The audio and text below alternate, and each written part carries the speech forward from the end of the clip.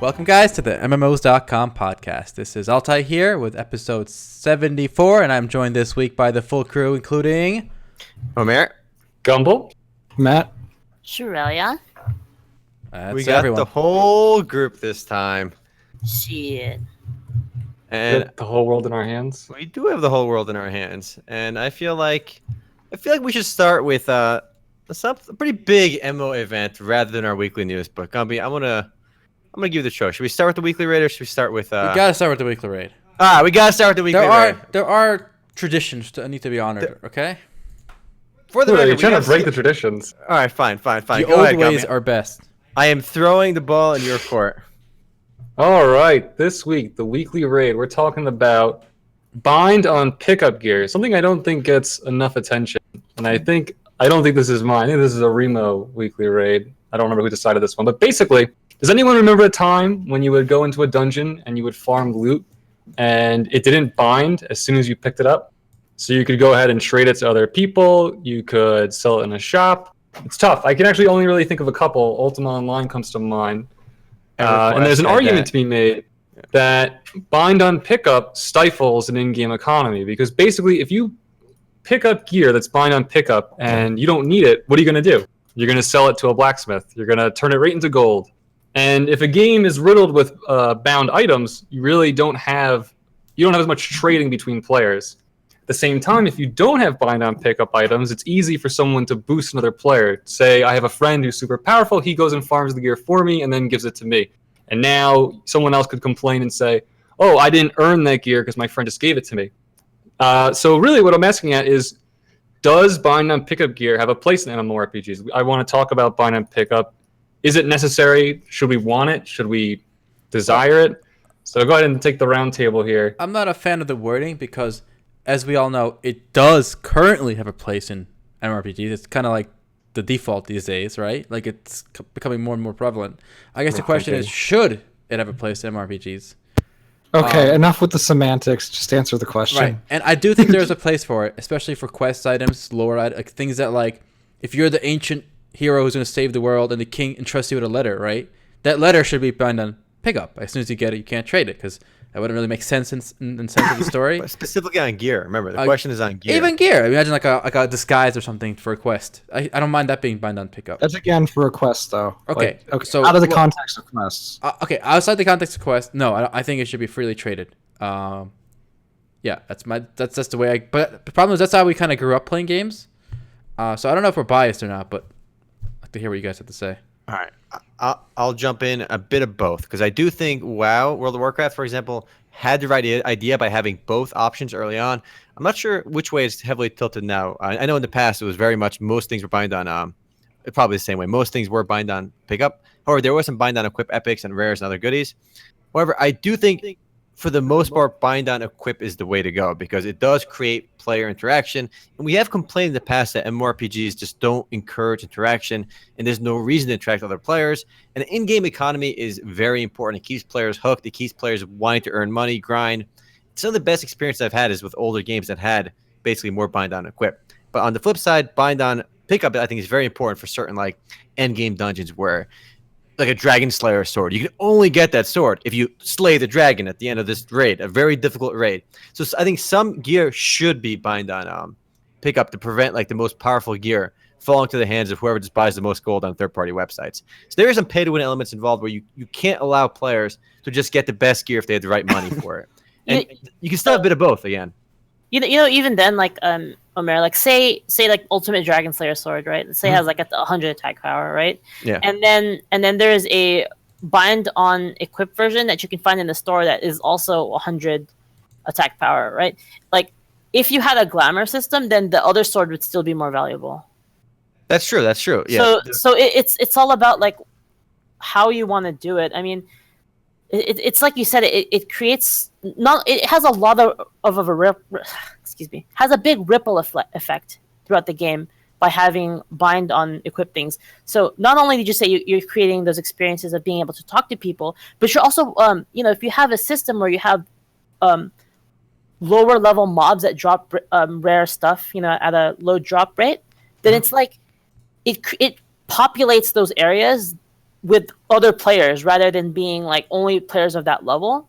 And for me, that created a lot of experiences for me in game where I'd see like that guy roll by in my area and just like one shot a pig that I'm fighting. I'd be like, holy shit! Like I want to be that dude. Like it makes the world feel more alive, pretty much. And some context behind what Shu just said, and the world being more meaningful. In a game like Final Fantasy 14, for example, the low-level dungeons, there is actually some monsters in the low-level dungeons, some treasure loot. There's low chance of dropping some gear, and the gear, it really sucks for high-level players. However, with the game's glamour system, a high-level player may actually want that low-level gear because he can use that appearance on his current item, his current chest piece, and it matches his outfit. So it always creates a steady demand in the game's marketplace for even low-level gear because of the game's bind on. It's not bind on pickup, so they can actually sell it in the auction house just for the cosmetic purposes. And it does populate the world. So the real-world example of what Shu's talking about would be what FF14 is kind of doing. That's also very exciting for low-level players because in a lot of games that don't have a similar system, it's like as a low-level player, like any item that you gain, any gold that you gain, you feel like it's worthless because when you get to a higher level, it doesn't matter because it's going to be, you're going to be farming way higher than that, right? But in Final Fantasy, you could do like a level 20 dungeon and get something that's worth like, 20k, 30k, 20k, 30k, yeah, easily. And that's still at higher level, that's still a decent amount of money. It's not like amazing, but it's not bad. You still feel like you're building towards that. Like a house is what, 300k? 300k for an apartment, from like a room in a house. Yeah, and you can find a 20 to 30k item in a lower level dungeon. So if you were saving up your money, you were getting like, farming up, getting good loots. By the time you reach max level, you can buy a house with that. It's still a significant amount. That's why I like both systems, and what you just explained is a perfect reason why to emphasize, bind on equip as well. A lot of games kind of give up on bind on equip. Almost everything is bind on. Like almost in most games, I feel like bind on pickup automatically won. But let's hear what let's hear what Matt and Altay Matt and Gummy have to say. So for the most part, I really don't like bind on equip. Like we just had an issue the other day. Kat and I were playing not bind on equip, bind on pickup. Sorry. Okay. But I don't like bind on pickup because like we were playing Blessed the other day, right? And we just kind of clicked through when we were doing our quest rewards, thinking, okay, we've done this a million times. We're gonna click the right one out of the 4 options of the armor to get, and we're gonna get the right one, and it's gonna be fine. And then one of us, I can't remember who, got the wrong one, and the other one was like, okay, well, I'll just get the other one and trade it to you. So I got or whoever it was, I think it was, I don't remember, whatever. Whoever it was got the other one, and we went to trade, and we couldn't. And I was sitting there like, okay, why is this bind on pickup? This is low-level fucking gear from a quest, It's like, it's just annoying as hell that you can't, like, just trade, like, it, and it's exacerbated in some games where like drops aren't for your class, so you'll have all these drops for this other class, and you can't just like trade them with your party. You can't put them in like a bank in a lot of cases for your other characters. All you can do is sell them. Like you literally just turn them into money, and I don't like that. But I mean, the only viable excuse I can see lore-wise for putting a bind on pickup item in there is like when you see in like fantasy animes when you pick up like a stone and it absorbs into your hand, you know what I mean? Like you just get some new thing that like absorbs into you, and it's like nothing has ever done that I've ever seen other than like a show. So it's like there's nothing that I could think of that would ever make sense being bind on pickup. But like bind on equip, you could say like when you equip it, it like magically attunes to your soul something. I don't know. But I mean, everyone seems to be in agreement so far. I mean, we all seem to prefer bind on pickup. Maybe Gumby will side with bind on bind on pickup rather than bind on equip. Unfortunately, if I'm going to be honest, no, I'm not going to. I would just echo what everyone else has already said. So rather than do that, I actually want to pose another question, which is, what was the original thinking for bind on pickup? Why does because I can't even think of a modern game that doesn't have bind on pickup gear. Every game does it. Every game does it. What motivated that? Is it just the why has player trading or at least item trading become so minimal? Probably gold selling, probably. I'd say there's a couple of reasons. One, twinks. So in EverQuest, for example, if you wanted to advance, let's say you're like level 10, it was actually optimal play rather than do your little grinding to just go find a high level player. And I don't mean like max level. I mean like level 30, right? You're level 10. and just beg him, please, just give me like the trashiest gear you have, because the sword he gives you, you know, like level 30 sword at level 10 is enough to just clear the dungeon. That was a bad example because you can still have, EverQuest was a very oddball example where there were no level restrictions on gear, so you can get a really high level sword and still use it. Oh, so you want level restrictions? No. Level restrictions is a whole different discussion. Okay. We were just talking about specifically bind on equip versus bind on pickup. But yeah, you do. EverQuest is a very oddball experience where a high level player can give a level 1 player like any of his trash loot and he go one shot everything. That's a very weird example, but that did exist back in the day. Yeah. But isn't level restrictions are important in this question though, right? Because I think they are. Level restrictions are their own form of bind on pickup. I mean, I could give a level 1 player high-end gear, but he still has to be max level to use it. Yeah. So he does still earn it in a sense because he had to level to that point. So I still don't. It's not clear to me as to what the motivation was. I think that's worth it too because it creates like a relationship, right? It's like you'll remember that guy, Yeah. It's true. It fosters a community. I do want to say some context. So I believe, correct me if I'm wrong, I think World of Warcraft is the first game to really utilize bind on pickup. Because I remember before World of Warcraft, I played heavily Daok, EverQuest, like games that led up to World of Warcraft. Star Wars Galaxy. Star Wars Galaxy. I was very heavy in the MMORPG scene, playing literally everything at this moment, like hardcore. And World of Warcraft, I believe, was the game that really popularized bind on pickup. Guys, there was I was gonna say like an interesting thing was there was a game I played that had it had a binding system, but it was for cash shop items. But you could still give your item to somebody. It just respawns back into your hand after like 30 minutes. So if you had like a really OP sword, you could be like, "Hey newbie, like here, play with my OP sword for a bit." You walk away, and then like 30 minutes later, he loses it and you get it back. That's such a cool system. Guys, I'm gonna be a contrarian here. Ready? All right. So a lot of people saying crafting gear should be tradable, right? Even if dungeon stuff isn't.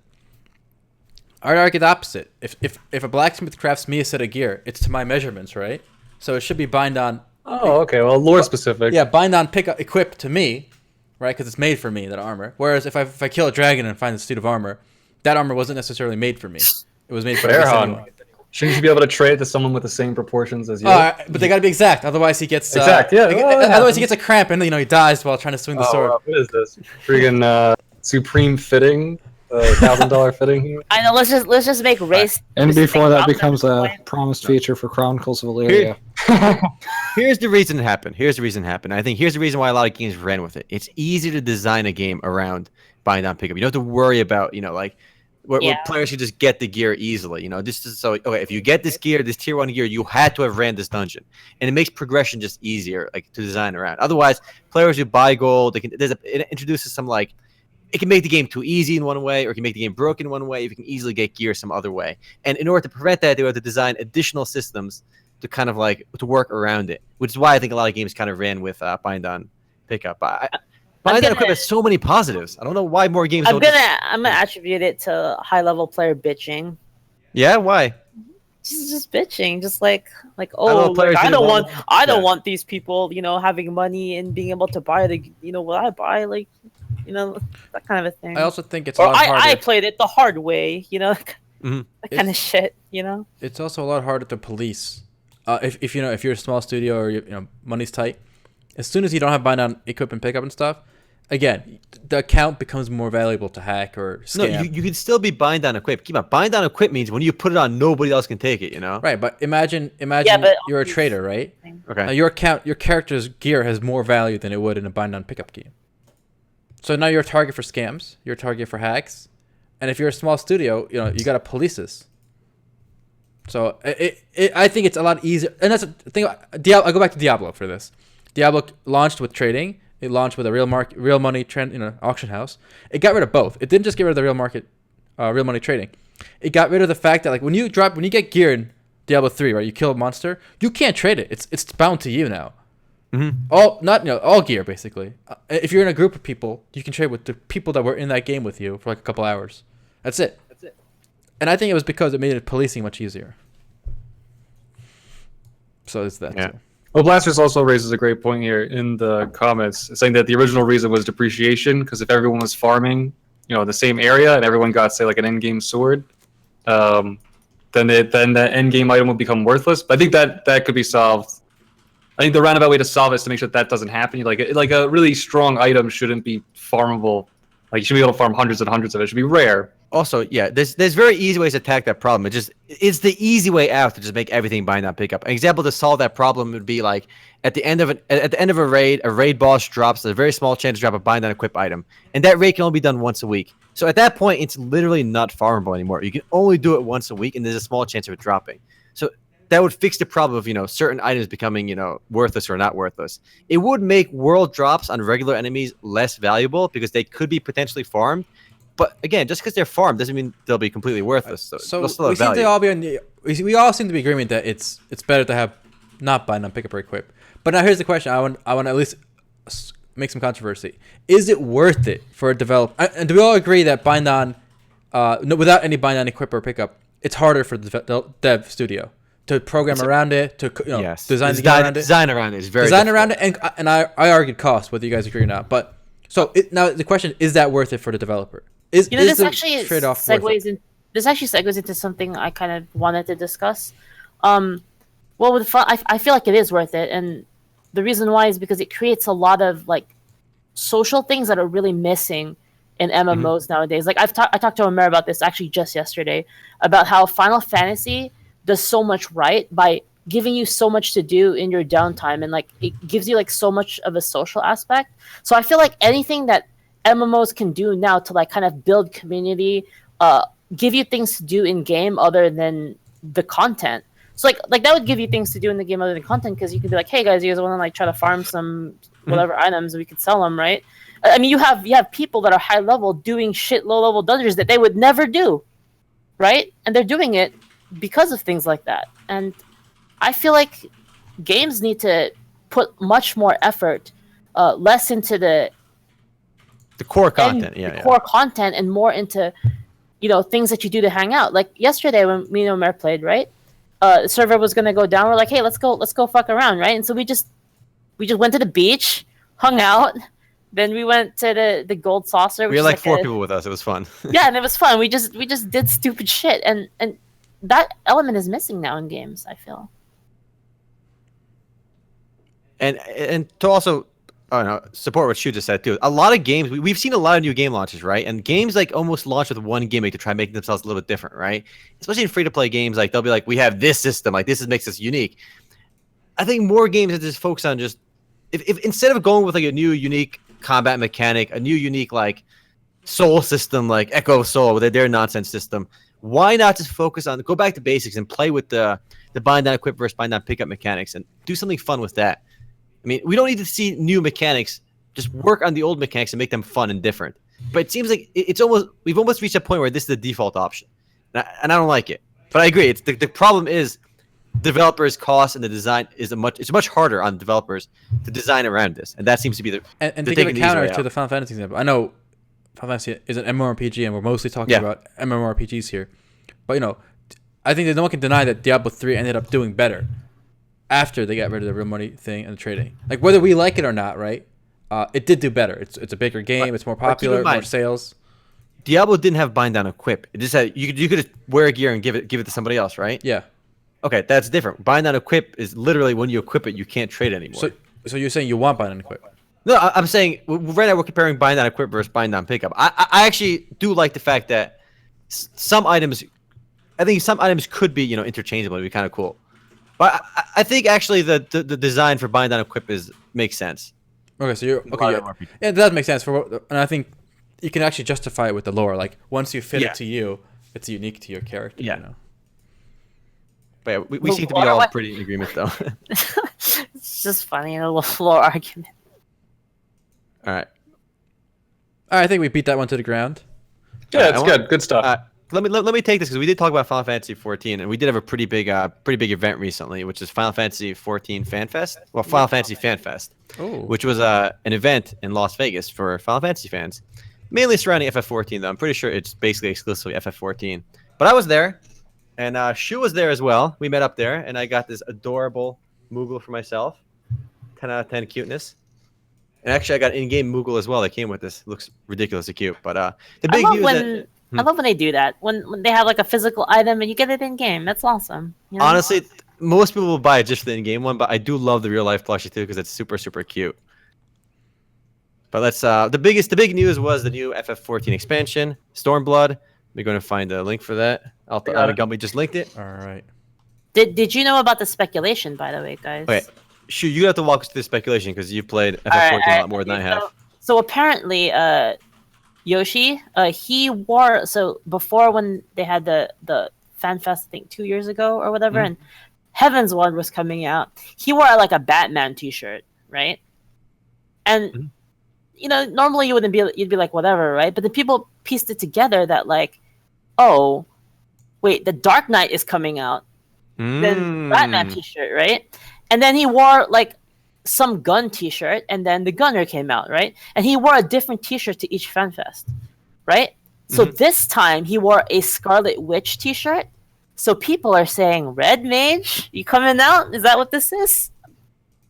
That's what it actually sounds like. It makes sense. You really can't argue with that logic. Yeah. And it's a really fun way to like kind of tease players because Yoshi is the head designer of Final Fantasy 14. He is the big shot, the big cheese behind FF14. So it's a fun way to tease players. They actually didn't confirm for sure if Red Mage was going to come out. I do believe they said I think there's going to be multiple new classes. But the things we do know for sure are that the level cap will be increased to 70 for all classes. And the thing about a game like FF14 where you can switch between every class, raising the level cap adds so much content because the hardcore players are like level 60 on like multiple classes at once. So raising level cap is like a ridiculous because you can on every single class and it's all in one character. So it's gonna be a lot of stuff for players to do. It's a huge update. There was a Reddit post that basically described everything. If you want to go take a look at that, there's it's a lot of hype behind Stormblood. It'll be coming out in the summer of 2017. I know a lot of people were saying that, oh, you know, the announcements at FanFest were pretty weak, right? I mean, that was a general. I mean, look at this trailer; it doesn't say anything. The trailer was nothing. The trailer was nothing. So a little bit of context on that is, they like to announce. So there's 3 FanFests. There's the Las Vegas one, which was the first FanFest, right? Then they have a Tokyo one in December, and then I think 2 months later they have one in Germany, and they like to keep a little bit for each FanFest. So that's probably why Vegas kind of got the shaft and didn't really get any big announcements because they need to save stuff for the Tokyo FanFest and the Frankfurt FanFest. No, that's fair. That makes sense for their pacing announcements. So I mean, expect in the next 2 months to get another big announcement and then another one 2 months later. So, but more importantly, I had fun at FanFest. I met up with Shu there, and actually we played some board games at the convention, and I played Magic actually with some random person.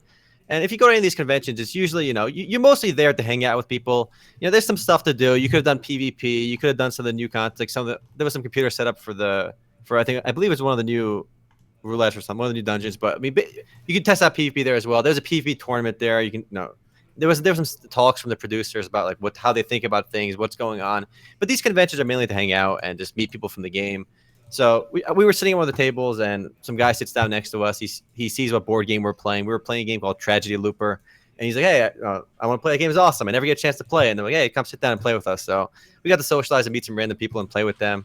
I got a chance to play Magic the Gathering because I brought a few decks with a level 3 Magic Judge, which was a fun experience.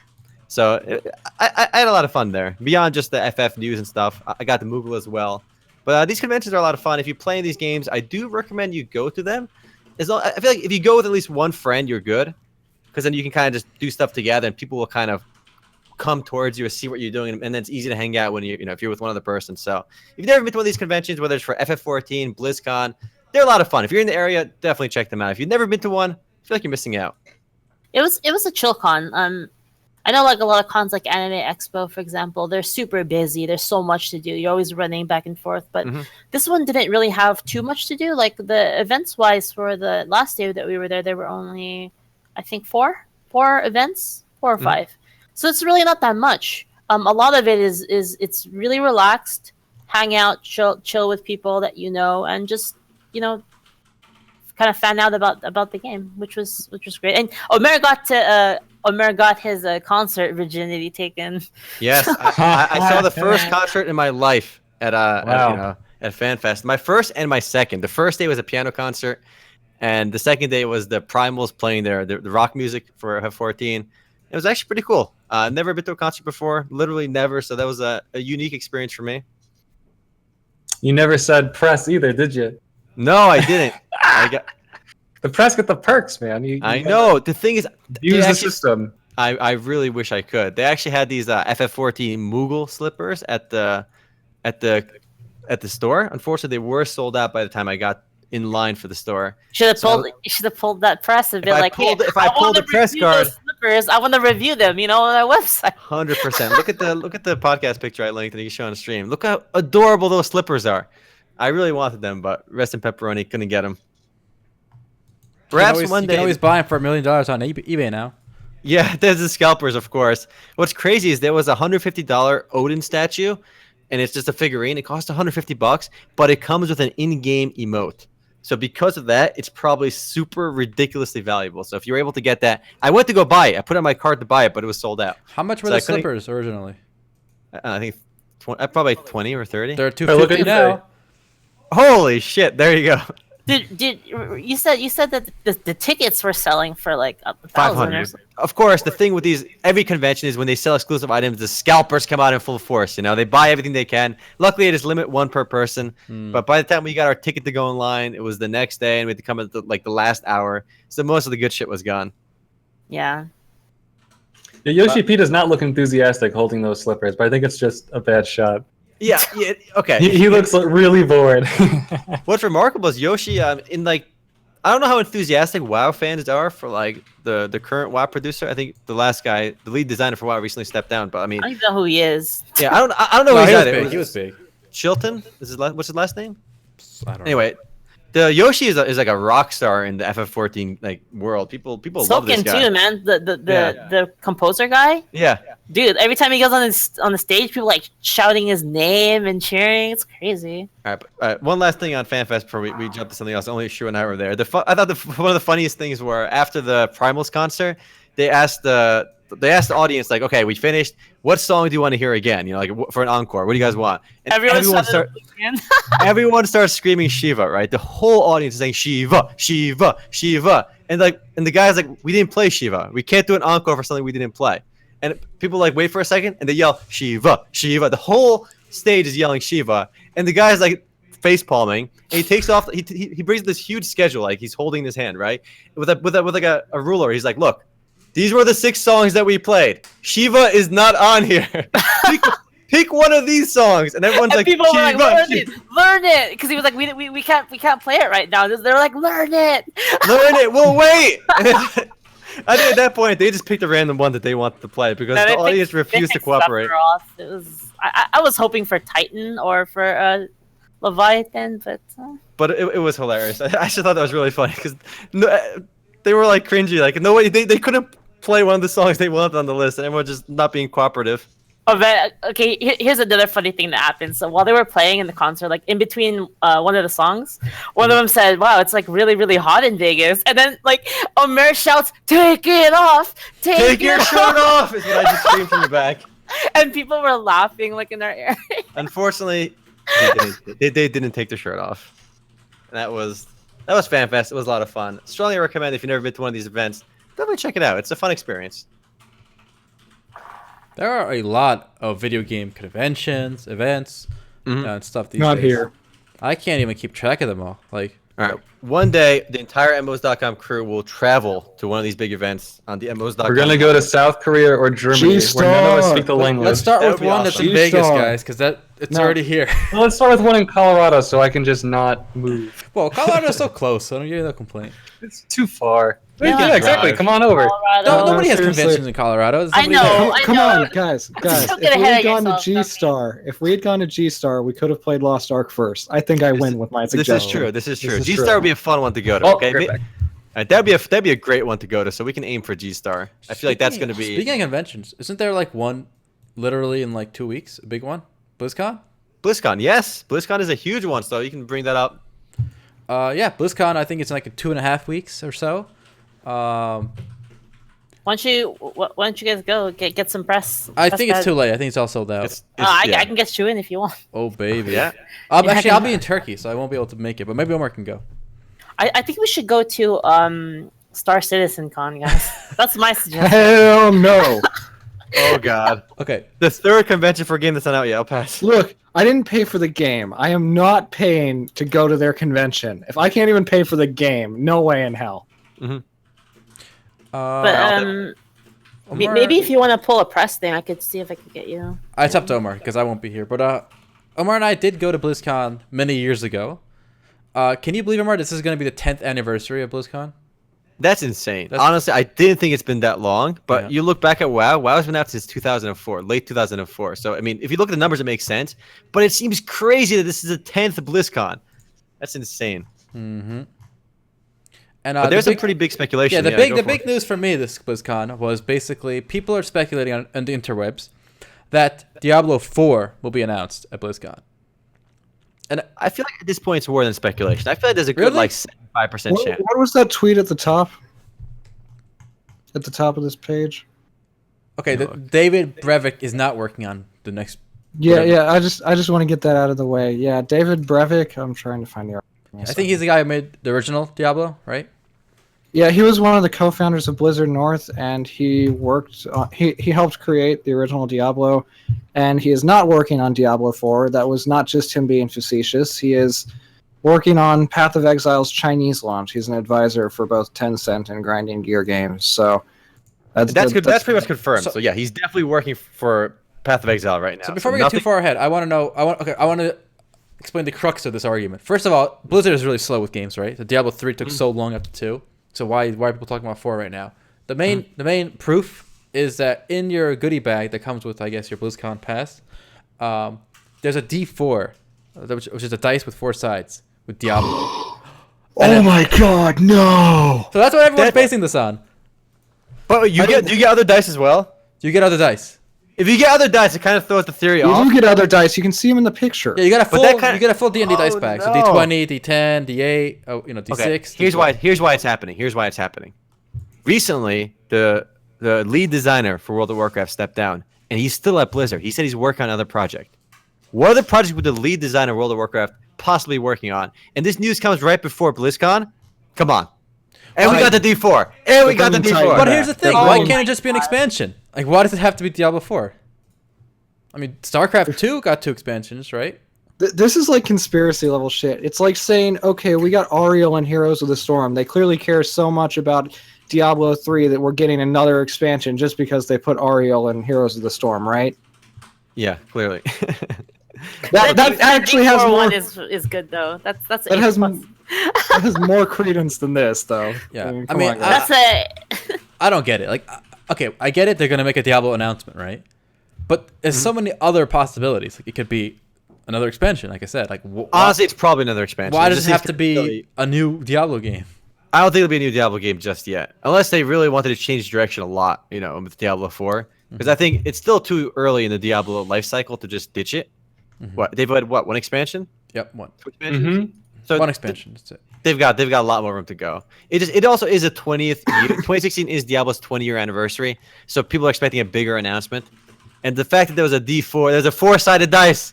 The 4-sided. Why would they even give you dice in their goodie bag, huh? So Omar, are you trying to give? So you can play D&D while waiting in line for 2 hours to play for 10 minutes. Yeah, I still think. Can't there be an expansion? Can't there just? Be that's true. Yeah. There's also speculation that they're gonna remake Diablo 1 or 2. Because I remember there was a rumor that turned out to not be true. Because there was a fake website about Diablo 2 HD. Yep. Yeah, and then Blizzard said this is not us. There was also a StarCraft HD is rumored to be announced at BlizzCon. But StarCraft HD, it's rumored to be more like Age of Empires 2 HD, where all they do is give you a higher resolution and better UI, and that's it. That would suck. Honestly, if there was a real StarCraft 1 HD remake... Oh, I lied. Also, they would probably redo the networking. Well, yeah, obviously. All right, here's the fun thing about that. I actually think a StarCraft 1 remake is very possible. Because if you look at the most popular games in Korea, like overall most popular games, an HD version, not a remake. If you look at the most popular games in South Korea, StarCraft 1 is still like huge in Korea, for example. Like it's ahead of it's way ahead of StarCraft 2. StarCraft 2 is the 16th most played game according to Game Notes, and StarCraft 1 is the 4th most played game, which is insane for a game that's as old as StarCraft 1. So an HD remake, I feel like it could be announced. I don't think that'd be the big news though. That's kind of like a side announcement because it's not very big in America anymore. I still think that I'm right, and that Overwatch was such a big hit that they're bringing back Titan. Titan's not coming back. Titan's donezo. Dead and buried. Yeah, I know. It Do would you be guys hilarious, know though. that the Diablo dice is broken, right? One side doesn't have a number on it, and the other has 2 1s and a 4, which is 11-4, Yeah, which is just the date of BlizzCon. Yeah. So it's not Gumby. it's not really specific to Diablo 4. It's just specific to Blizzcon. It's just a Diablo themed die, and Blizzard didn't think it through. I bet. Here's what Blizzard's gonna announce. I'll tell you right now. You can Okay. cite me on this. The Lost Vikings 2. It's coming back. No, there's no way. It's coming back in HD, boys. HD. Okay, Whoa. we all know that the Lost Vikings 2 would be a 3D like platformer type thing, and you know how well those are doing right now. Omer, this is important. Do you have a BlizzCon virtual ticket? I do not this year. Okay, I got so one? I have one, and by getting one, you have access to the BlizzCon exclusive store for BlizzCon, and look what they just posted. All right, let's It's take a really look. important, Share the really link. fucking important. I'm posting it right now. Look at that! Holy shit! My God. Holy shit! Holy What shit. is Oh, this? everyone's got to sign up. What? It's from Overwatch. This is adorable. All those little things you knock down like in the beginning rooms. Yeah, it's in the UFO I'm rooms. They usually- logging in right now. I'm buying it right now. Literally got to buy it now. That is Oh that is my super adorable, though. Do you want one, Omer? I don't know if I can get two. I'll see. See if you can get to. If you want, get me one. Quantity 2. Add the Does it cart. come with anything in the game? Probably not. but it's Oh super my cute. lord. Okay, I got 2. Nice. All right. Alright. I'll pick it up from you next time I see you. Alright. But yeah, that's super adorable. But all right, what are the odds for Diablo 4? Let's get a round table quick opinion on this. I say 20% chance. I say I like, say My heart. That's my heart. I say 0 out of 10 because we all know how Sean likes the 10 I scale. hate scales of 10. At least put it Hey, predict- 4% out of 10. Come on. I'll give it a good. Give it a good. You think a Diablo 4 is a possibility? No, I'm just kidding. I'll give it like 5%. I think more likely we're Okay. gonna get expansion for Diablo 3. That's my bet. Oh god, this loot is so. All this loot is so good. The BlizzCon. is Shoot, so what's the good. percentage chance Of of what? Diablo 4? 1. 1% chance. Wow, it's not good. All right, I want to take you to a pretty funny article on Trump. I think we were talking a little bit about trolling and the gamer demographic and Trump's audience. I think Altay was gonna bring this up earlier too, but there was a pretty hilarious ad and website dedicated to Trump to sway gamers. So I saw this picture on our gaming at first. If you look at this ad, it's apparently a real ad. Yep, it's running in. Yeah, do you know who made this ad? The guys who made Cards Against Humanity. Yep. This up. So if you look at it says Donald Trump mains Hanzo and complains about a team comp in chat. Trump is not a teamplayer.com. So if you go to trumpisnotateamplayer.com, it's a pretty hilarious like anti-Trump website, and it clearly caters towards gamers. And I just thought this was hilarious. Look at this. Just skim through the website. It's beautiful. He's just yelling into his mic. Trump My team loses all the sucks. time, but it's never his fault. I saw the billboard, right? Articles on that, but I did not see the website. The website's beautiful. Look at the website. Yeah, you I go am to now. trumpisnotateamplayer.com. And it's so funny. He says he loses all the time, but it's never his fault. Because like if you played any game, you know there are always people like that who would just always bitch at their teammates, and it's hilarious. This They game kinda- sucks. And the picture is hilarious too. It shows like Trump with the Hanzo like look. Read the He's- bottom. Paid for by the Nuisance Committee. But just like skim through this, like the controller is broken, and like it actually does talk about like his actual like what actually happened, and it kind of relates to like Overwatch the pictures. The screen has input delay. The Yeah, other team is that's- using hacks. That's my favorite. The screen has input delay. That's my favorite one. And These are amazing. Because Trump does always say like he's been saying it's kind of rigged and he's not being endorsed by the media is always on Hillary's side. So the other team is using hacks. This game sucks. So this actually I thought this is the most like interesting political ad I've seen.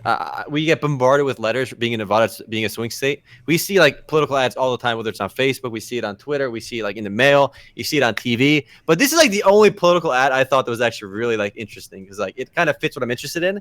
The fact that they're using online gaming And given how large the online gaming audience is, literally like tens of millions, probably 100 million, like crazy number of people in America, that I'm surprised this is the first time I'm seeing an ad like this. I'm not surprised that this Really doesn't happen more. Have you seen an ad like this before? I have not seen it, but I'm not surprised that you don't see it. I'm saying. Yeah. Like, Well, I think this is the start. all right. I'm going to go ahead and say that we'll see in the next election. I bet you see tons of ads that try and tap into the gaming market, because in the next 4 years, I think esports is going to be at the forefront of everything. But that's another conversation. Can you But I bet imagine? this is the beginning. Can you imagine playing a game, right? Like a free-to-play game or whatever, right? And in the middle, like of between rounds, you get like an ad, like if you vote for Trump, like he'll take away your internet I would rights, hate and that. you'll have internet. What do they call that thing? Neutral. What? Net neutrality, like Net neutrality. He does some bullshit like that, like he's against internet, like you better shoot the target to the right to vote for Trump, to support Trump. Wow. One day. But I was a fan of these ads. I just thought they were hilarious. Well done. Well done. I think the next, probably most interesting and most recent news, that's probably worth talking about because I'm gonna have a pretty conflicting opinion on this, is that United Front Games is closed. They're a dunzo. What's the full background of the story? Because it happened out of nowhere. All right, Gumby, you want to take it? Oh, last night we were sitting and having a meeting about this podcast. It's our little organization time, and we found out that Smash and Grab, which was developed by United Front Games, who also created Sleeping Dogs and the closed Triad Wars, just kind of disappeared. It just closed out of nowhere. No announcement, nothing. The game was no longer available for sale. Actually, people who worked there, they started tweeting that they, rest in pepperoni, United Front Games. It just there was no expectation of closure because Smash and Grab was having its first free weekend. The game only came out a couple of weeks ago, so the free weekend, was a way to generate interest. However, if you looked at Steam charts, I guess it didn't. It didn't really work. I think advertising kind of fell through. I think people just didn't know about it. That's a and cop what's out. sad is That's a cop out saying, I hate that cop out. Let me finish, and then you Okay, can attack it, because this is what people think. And then what sucks though is that the game costs money, right? It's an early access title that costs money. So what now? All the people who bought into this game with the expectation of development, they're up shit's creek. I mean, this is another bloat of early access. But you guys can go ahead and attack the advertising and give the general sentiment. Okay, I played Smash and Grab, right? It worked. It played like it was a game. Yeah. We all played for Sunday Fun Day. Yes, but here's the problem with a game like this. It has no context. Like, what was it? I didn't feel like I was doing anything. Like, I'm just clicking around. Like, why would I play this over like the 1,000 other games available? Well, let's talk about the closure though. Besides, not just why Smash and Grab wasn't popular, because it wasn't. If you look at Steam charts, it didn't get it. But not just that. Just this closure, the news of it, shutting down out of nowhere. Well, very simple. It didn't do as well as they thought. This was probably a big budget game because these were well-known developers, right? Like these were. You can also see that the budget went into it. I mean, you can see it in everything. I mean, this is an early access game, and it was pretty polished for what it had. Exactly. Yeah. I mean, it was expensive to make, so they needed money right away. And Ready? It was a scam. Really? Here's why it's a scam. Okay.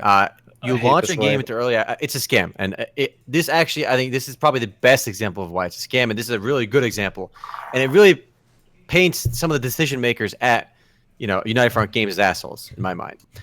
Clearly, the studio behind this game, before they even launched it, right, before the game even hit Steam, before it even hit early access, they clearly knew they were in money troubles, right? Yeah, Triad Wars had just closed down. Keep that in mind. Yeah. So they put money into the project. I was reading comments. Apparently, Triad Wars was shut down by Square Enix, not because it wasn't. All right, fair enough. Forget it. There was clearly money issues at the studio because we know this for a fact because the studio's gone. They're bankrupt. They're done. They're done today.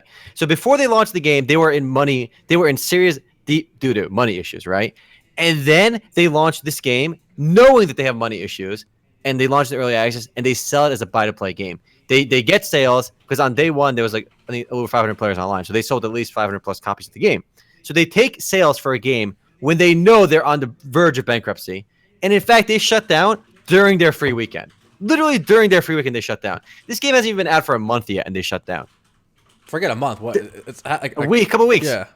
No announcement, I think, is the most they insulting. accepted sales. They sold the game for money, knowing that they had money issues. It just. You got scammed. You bought the game. You literally got scammed. They shut down like a week later after taking everyone's money. Unless they issue refunds, they're all assholes. That's my. Well, it's not like they're taking the money and running, though. I mean, but it doesn't matter. They launched the game To be knowing that fair, there are no money. to be fair, it's very little money they ran with because nobody bought the game. But then no, and also it no, probably it- isn't going straight into debt. I mean, they're literally getting nothing out of this.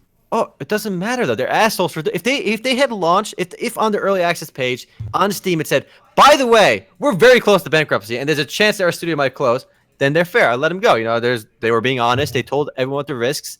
The whole point of early access it is a constantly developed project. There is risk involved in early access, right? We all know this, but the fact that the risk wasn't on the development side, it was just that they were already teetering on bankruptcy and they sold a retail game. And shut down a week later. That is inexcusable assholery, and they're scammers. I mean, I'm not saying the developers there are scammers. The decision makers, the owners, the bosses are the ones scamming people. Honestly, Well, I think the thing that really makes it not a scam is that it's a solid game. It's a great game. It's not like they just threw out an unfinished thing, said we're out of money. Like, okay, say Chronicles of Illyria or Star Citizen, and they just threw it out tomorrow and said it's done. You know, like Okay. we're done. This is it. And then they shut down a month later because they didn't make the money back that they needed from whatever debts they've accrued. Okay, so that's a scam because it's not done. Like it was far from the original target. This is an early access title that was way more polished than it it didn't even deserve the early access title in my opinion. They could have launched it like this and you wouldn't have known the difference. But none of that matters. It could be the best game in the world. It doesn't matter. It's an online game. The servers are gone. It's a scam. all right. The servers. If you can't play your game that you bought, it's a scam. And Gumbo. You remember earlier you said something failed with advertising? Then you linked me this Steam Spy. The median player played this game for 1 minute and 35. Well, that's why I brought it up. Okay, you know what this means? The game sucked. Before we get to the game sucks, let That's Matt it. finish his point. Okay, Matt. We're talking about the game being a scam. I mean, I feel like it can't be a scam if it's a product that was finished. You know what I mean?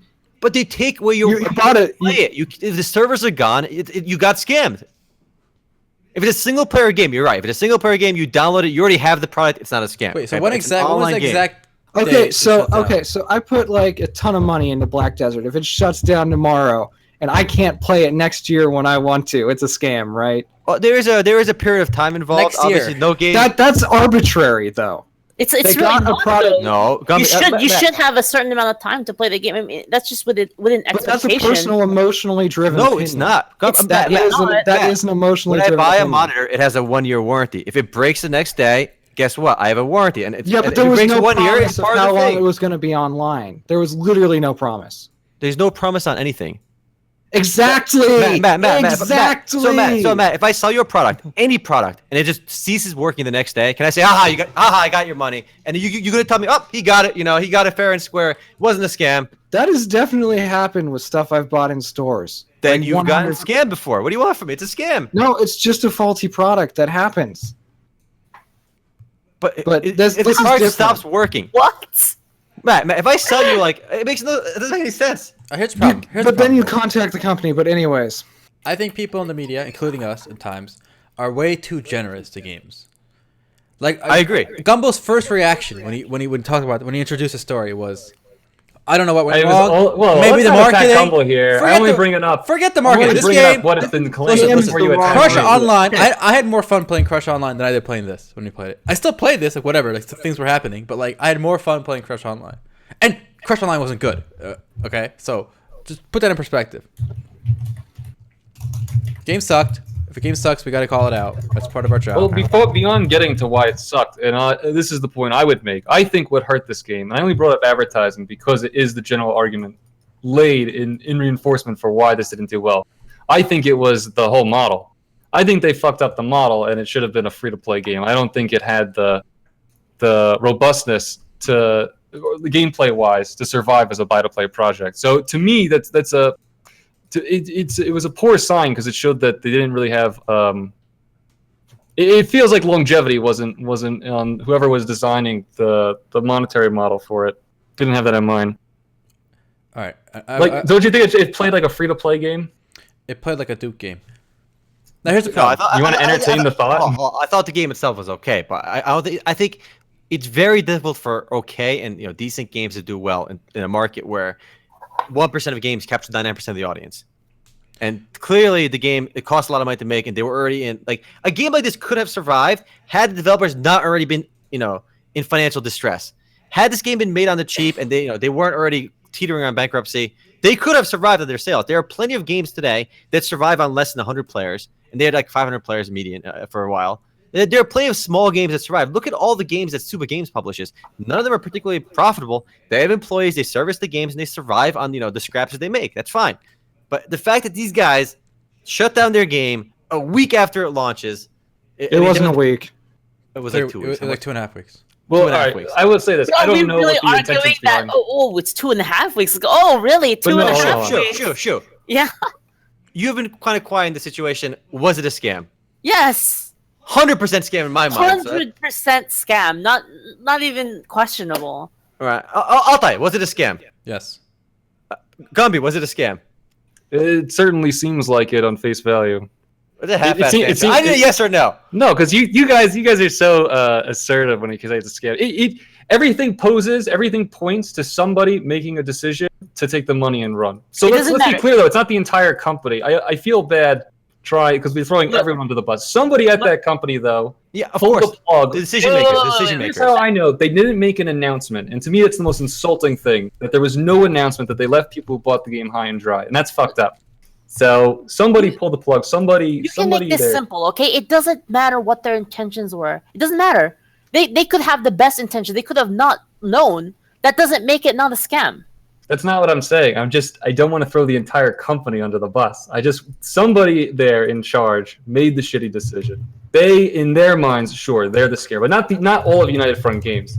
No, I feel bad. I feel like it's too. When we do this, when we say scam, we're generalizing too much. It's not the entire company. It's one asshole, the CEO or something. Let's make sure we say that though. Okay, I want to emphasize. I did say that the developers, the guys that are working on the game, they're not privy to the financial details and the undergoings of the company. The decision makers, the bosses, they are the assholes. The CEO, the scammers. What's his name? They've released the game knowing that they were teetering on bankruptcy, and it shut down in 2.5 weeks.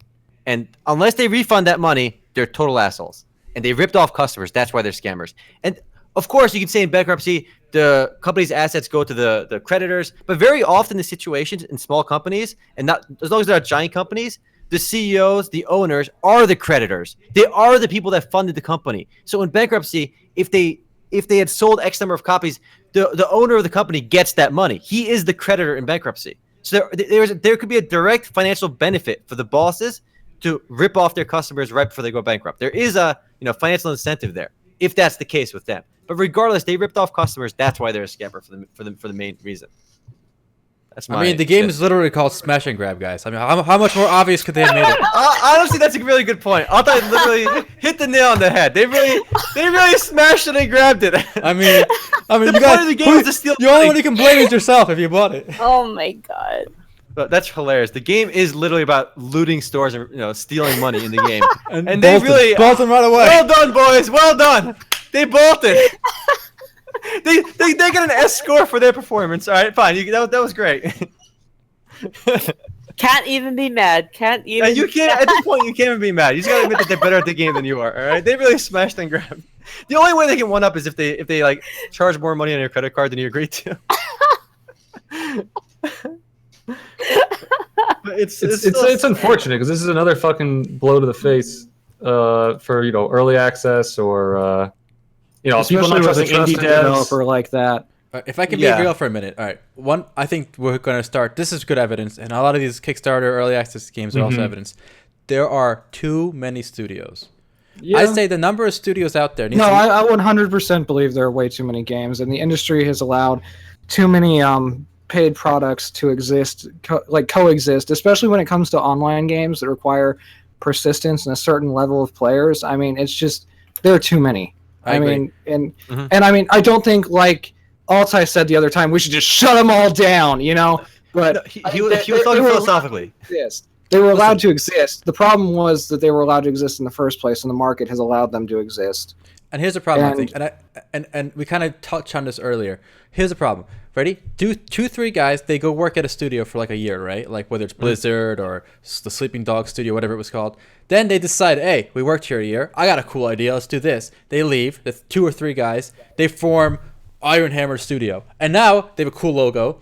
it looks just as legit as any other studio. And they say from developers that worked at Blizzard, it could be like the art guy, like the freelance art guy, like Omar was saying, like that Iron Hammer studio with 3 guys from Blizzard has no authority, and I think it's our job to point out they have no authority or credence or anything like that. Well, yeah, for sure. But what I was saying is just, I think the value of games overall has dropped because people don't play them as long, so they value them far less. So they're literally throwing money at games that they value for about 2 hours of play, and that's problematic in and of itself. And that's a symptom of how many games exist right now. And I mean, if that problem didn't exist, we wouldn't have as many problems with games shutting down out of nowhere, even if they're solid. All right, time to be controversial. The only way to fix this, I think, is what EA is doing. The new EA Battlefield 1, like Ultimate Pack, right, is like $130 or something. Mm-hmm. That's a good thing. We need real games to charge a real price, and then you're going to play it for days and years and months, right? So that there's no room in the market for this garbage guys, these scammers to come in, charge $20 or whatever, and take the money and run. How does that solve the issue if they're charging? Because that doesn't solve the issue because can I explain it? Because when you see that price tag, $200 price tag, $130, whatever, Battlefield 1, it's a premium product. EA, $130, you're getting a meaty game. So because right now, a good game, a real game, could be like $30, right? Like Final Fantasy 14, like the box. Yeah. And then the Smash and Grab can be like 15 to 20. And now in your mind, when you see two prices that are the same, you equate the two. That's a problem. We can't equate. You have a Smash point, and Grab. Yeah. Okay. But I don't know that that's going to change the ecosystem in a positive way because people are going to see $120 and they're going to see, I'm not spending money on that, and they're going to go for the $20 game. Yes, and they're going to get Smash and Grabbed. They'll get burned. And I think people unless enough people do it, and then Smash and Grab might have still existed. Aaron, don't you think that's already happening though? I think it is. Especially the last couple of months, it's one story after another that gets people's ire. No Man's Sky, now this. Exactly. We can even feel that there's going to be a whole bunch of Kickstarters failing in the next couple of years. So I think that it's going to happen without the pricing difference. I mean, I think $60. I think the perception of $60 now as a game is seen way too high because all the shitty games have undermined. I don't think you need to fix the price too high, though. And here's the thing: if someone mentioned maybe the scammers will charge $130. You can't drop $130. Most people can't drop $130 on a whim, right? They're going to do research. Yeah. But when a game is $20 and it shows up on Steam now, new release, $20. Oh, I watched the trailer, kind of looks cool. $20, I buy it. If it's $200. It's not. Is it by EA? No. Oh, it's by some. Okay, now studio? You're just raising the price incrementally every time you say. Whatever. His point was you have to before you make a bigger purchase like that. Let's be real. We all do it. When we buy like a new mouse, like a $60 mouse, even $70 mouse, $100 gaming keyboard, $100 headset. Like we do our research. We go to Amazon. We'll go to Newegg. All the reviews. We read the reviews. We spend a lot of time making those purchase decisions before we make them. And I think people are going to do that more and more when it comes to. I think. I'm doing it right now. Here's going back to my point, right, with the fact that people value games less now. When you're looking into a new mouse, you're looking into a new keyboard, even if it costs only $60, you're looking for a piece of hardware that's going to last you years. Yes. When you're looking for a game, you may only be looking for something that lasts you an afternoon. And so that's the big difference in why people don't do as much research. But that matters on price point quite a bit. Because if I buy a $5 game on Steam, I don't care. It should be the expectations are lower. I think expectations. Shoot. Okay, I'm doing it right now. Like you guys linked that Magus game earlier. And I thought it was really interesting, and it's something I would want to play. Please tell me you didn't donate. No. I'm doing my research first. Like I'm gonna. Here's your research. It's on Kickstarter. Don't do it.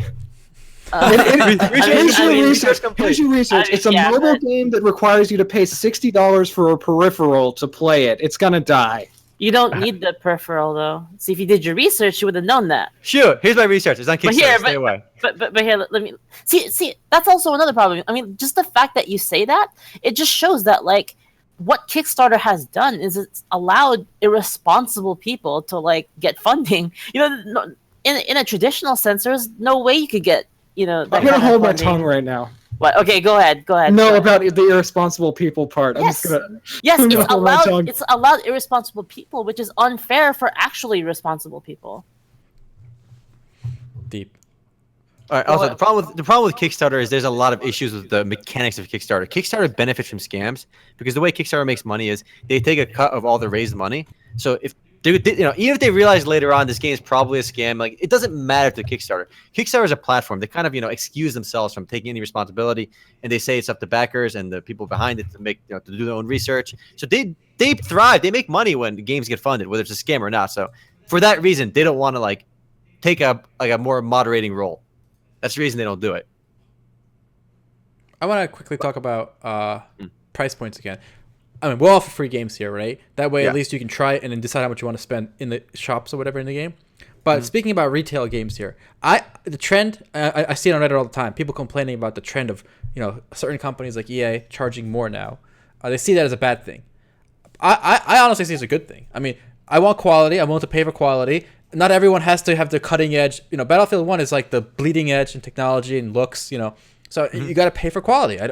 I have no problem with that. $60 I think is cheap for a game. It used to be $60 for years now. There's something called inflation.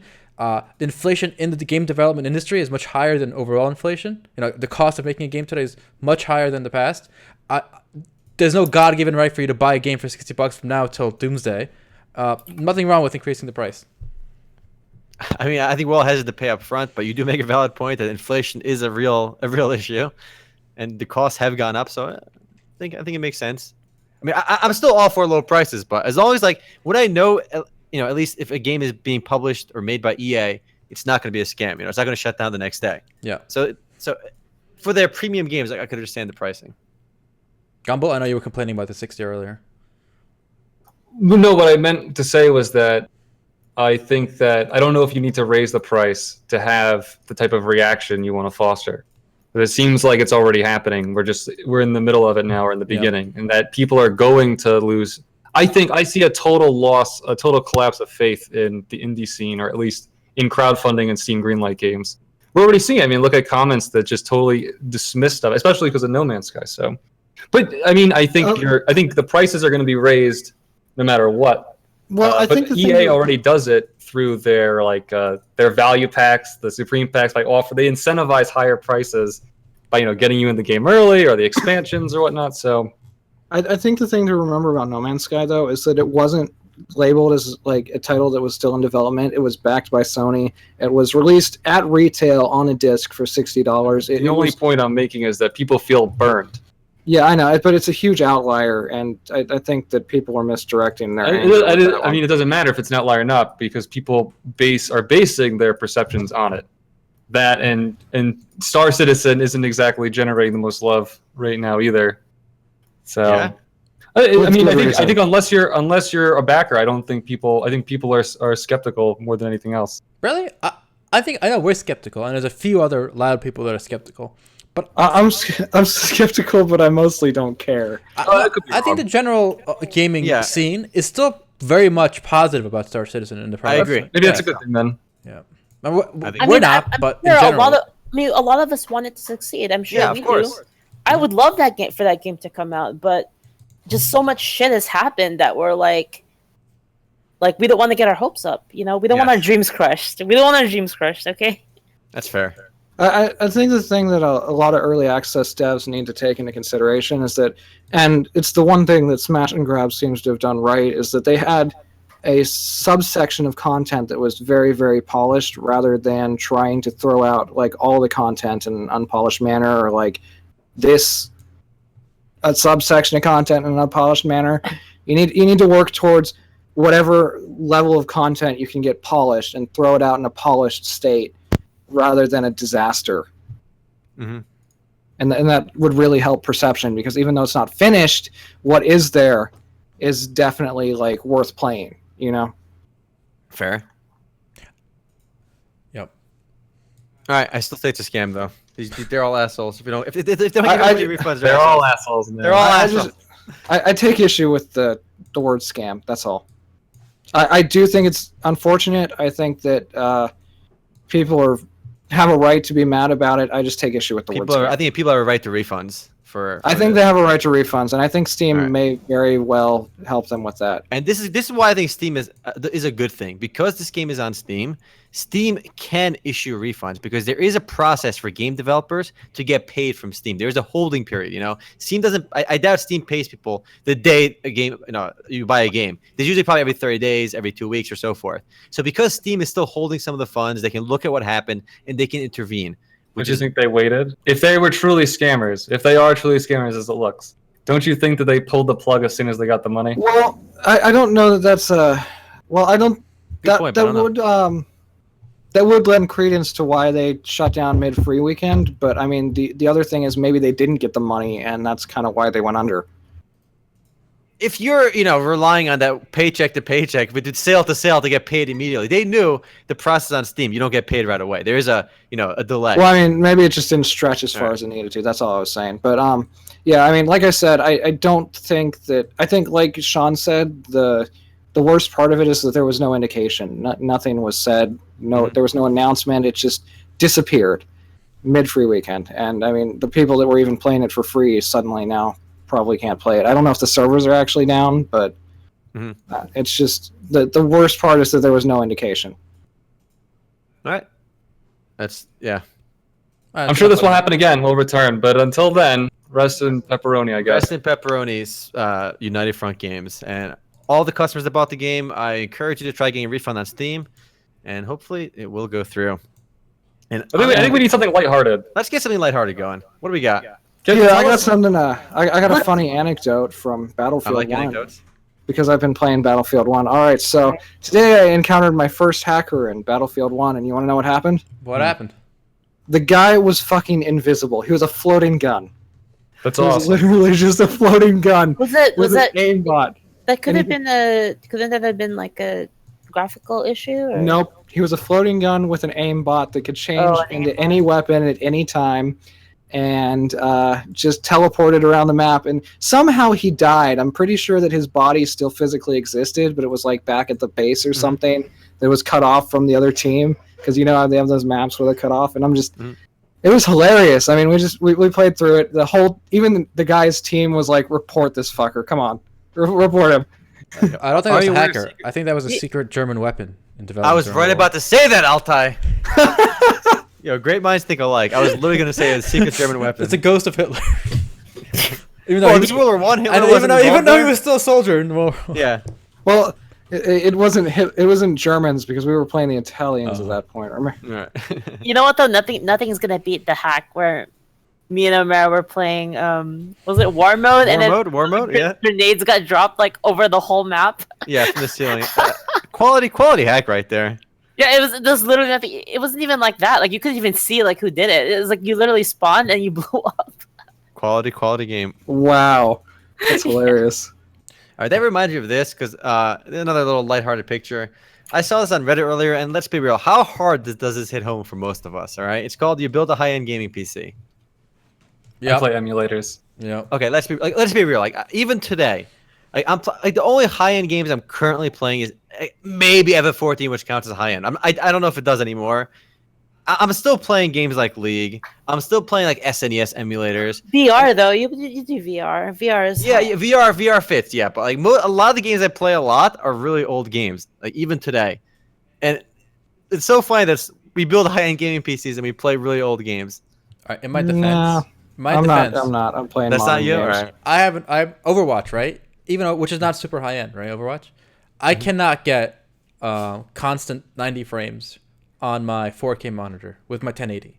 Because you have a 4K monitor. That's Yeah. why. Yeah, what the fuck? What kind of statement is that? You have a 4K monitor. Who else? You nobody do games on realize that 4K. there's not a single graphics card that's designed to work for 4K perfectly. Yeah. So right? I have an excuse, if I want to ramp up things on my monitor. So you can't do 90 FPS. Everyone with feel a bad 4K for your Altai. 4K monitor anyway, right? Yeah, feel bad for Altai with Feel the bad for him 4K with his monitor. 4K with monitor. a 1080 and 1080. 4K monitor, poor Wow. me. You certainly have a Pushing tough the life. limits. Feel bad for him. He can't push the limits. Okay. Yeah. Push it to the limit. All right, this is what I was doing in FF14 last night, by the way. Worth sharing this fun picture. It's on. It's a quality picture, I think. Oh It's- god. Oh, that's this crossing. again. That's close to the line. I think it's right on the line. It's okay. All right, let's do it. I think right on the line Did you- is did you a post dangerous the- precedent. The posted- disapproving looks one. The No, I posted a quality picture. I saw it. Yeah. This By is the way, what if happens anyone wants to join us in Final Fantasy, you're welcome to. you can do a lot of fun things in Final Fantasy, all right? So I know you guys have been playing Final Fantasy. I want to talk a little bit about my time in ESO, Elder Scrolls Alright. Online, if Alright. I may. So first of all, what are your thoughts on that whole thing about level equalization? Like when you go to a Dynamic zone, leveling. dynamic leveling. Yeah, sure, dynamic leveling, whatever you want to call it. Well, I think it's great for Elder Scrolls Online because it makes it an Elder Scrolls experience in the best of ways. Okay. Yeah. Yeah, Can you explain what this is? I mean, I kind of get the idea, but I don't know how it works in Elder Scrolls. Okay. Well, Okay, so basically ahead. what they did is they made it so that you can now play any content in any order. Like I think there's some gear like requirements, like unspoken ones, where if you don't have the right gear, you're not going to be able to like do so well. But basically, it'll scale your level and your stats up to whatever the contents level was beforehand. So it's like it didn't exist. Okay, I think it works see. if a game or a region has it in mind during development. So, like for example, World of Warcraft Legion probably does it well. I think the ESO version, because ESO was originally designed with just levels in mind, it doesn't really work. And here's the reason: some guy did a really funny experiment on ESO. Basically, he took like a level 10 archer, right, naked, and a level 50 archer naked. He gave them a level 1 bow and sent them against the same mob. The level 10 does like considerably more damage than the level 50 with the same bow naked against the same mob. Because the way the game tiers it is, because he's level 50, the mob he's fighting is also level 50, right? And he's using a level 1 weapon against it. Whereas level 10 is fighting a level 10 mob with a level 1 bow. So he's saying, how can it be that a higher level character with the same gear is weaker than the low level character? Like much weaker too. much That weaker. seems like a problem with the how they did The it. scaling. Yeah, The scaling, exactly. It seems like a design issue, not a So level 60, CP 60, which is like champion point, like max conceptual level, issue. with a level 1 white bow, gets 17 damage against a mob. A level 3 with the same bow against the same mob does 1400 damage. So, and then the guy is ranting. It's a massive post, and it's worth reading it if you're like into game design. And he's basically saying it feels like I'm de-leveling every time I level, not leveling. Because every level, unless you have the best gear for your level, you're actually getting weaker as you level in ESO.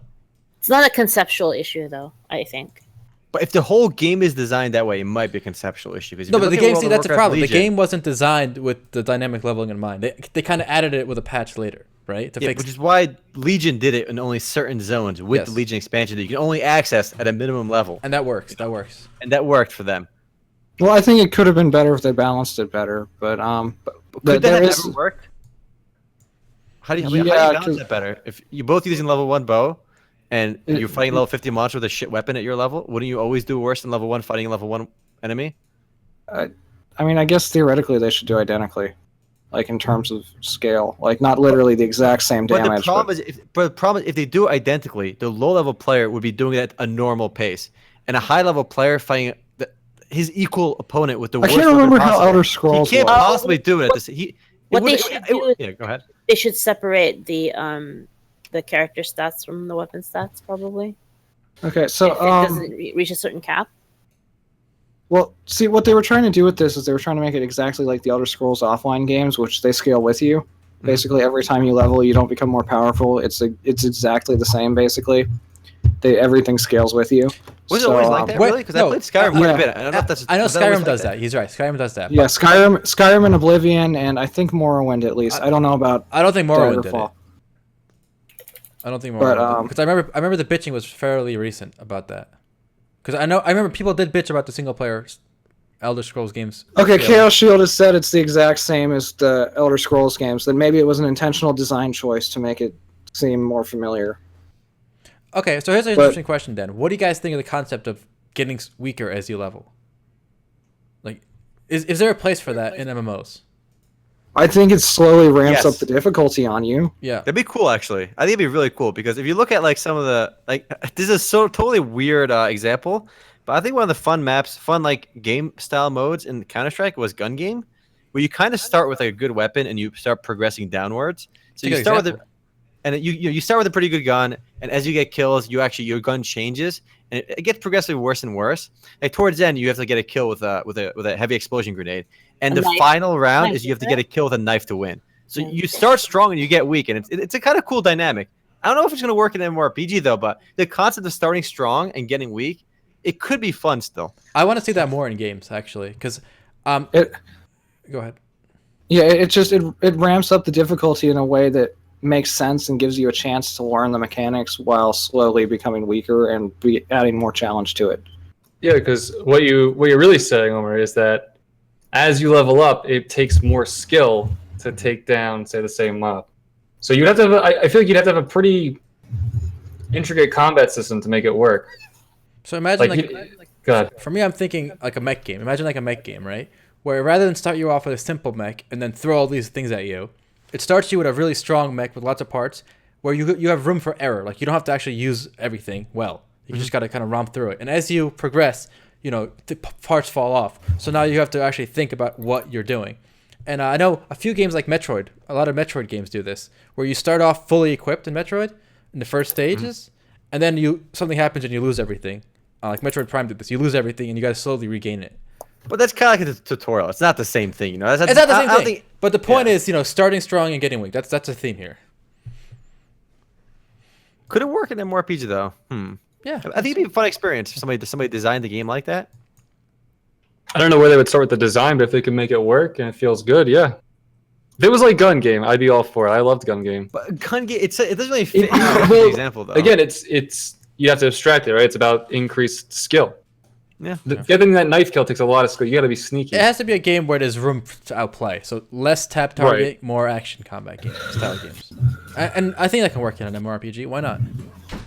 Actually, I think in a way, a good example might even be Blade and Soul because early on, you don't really have to land your skills and things are pretty easy, right? And as you get stronger and you fight like bosses and difficult encounters, like you're stronger, right? But it's actually harder because if you get hit once or twice, like your margin of error is so small that if you hit once or twice, you kind of lose that fight automatically because you're gonna get dunked. You're gonna get dunked, like in certain encounters. So it still kind of happens in like modern games where raiding becomes difficult. So because you are stronger, but things scale up to a point where it's actually harder. So in a way, it's still like that today. Deep. Yeah, we still get a bit of that. But I would like to see a game where you start like level 70 and you gotta get to like level 1, and like that's like end game, you know. Mm-hmm. But Yeah. I think it would throw everything in whack. Okay, so beyond this level scaling, I'm playing ESO now.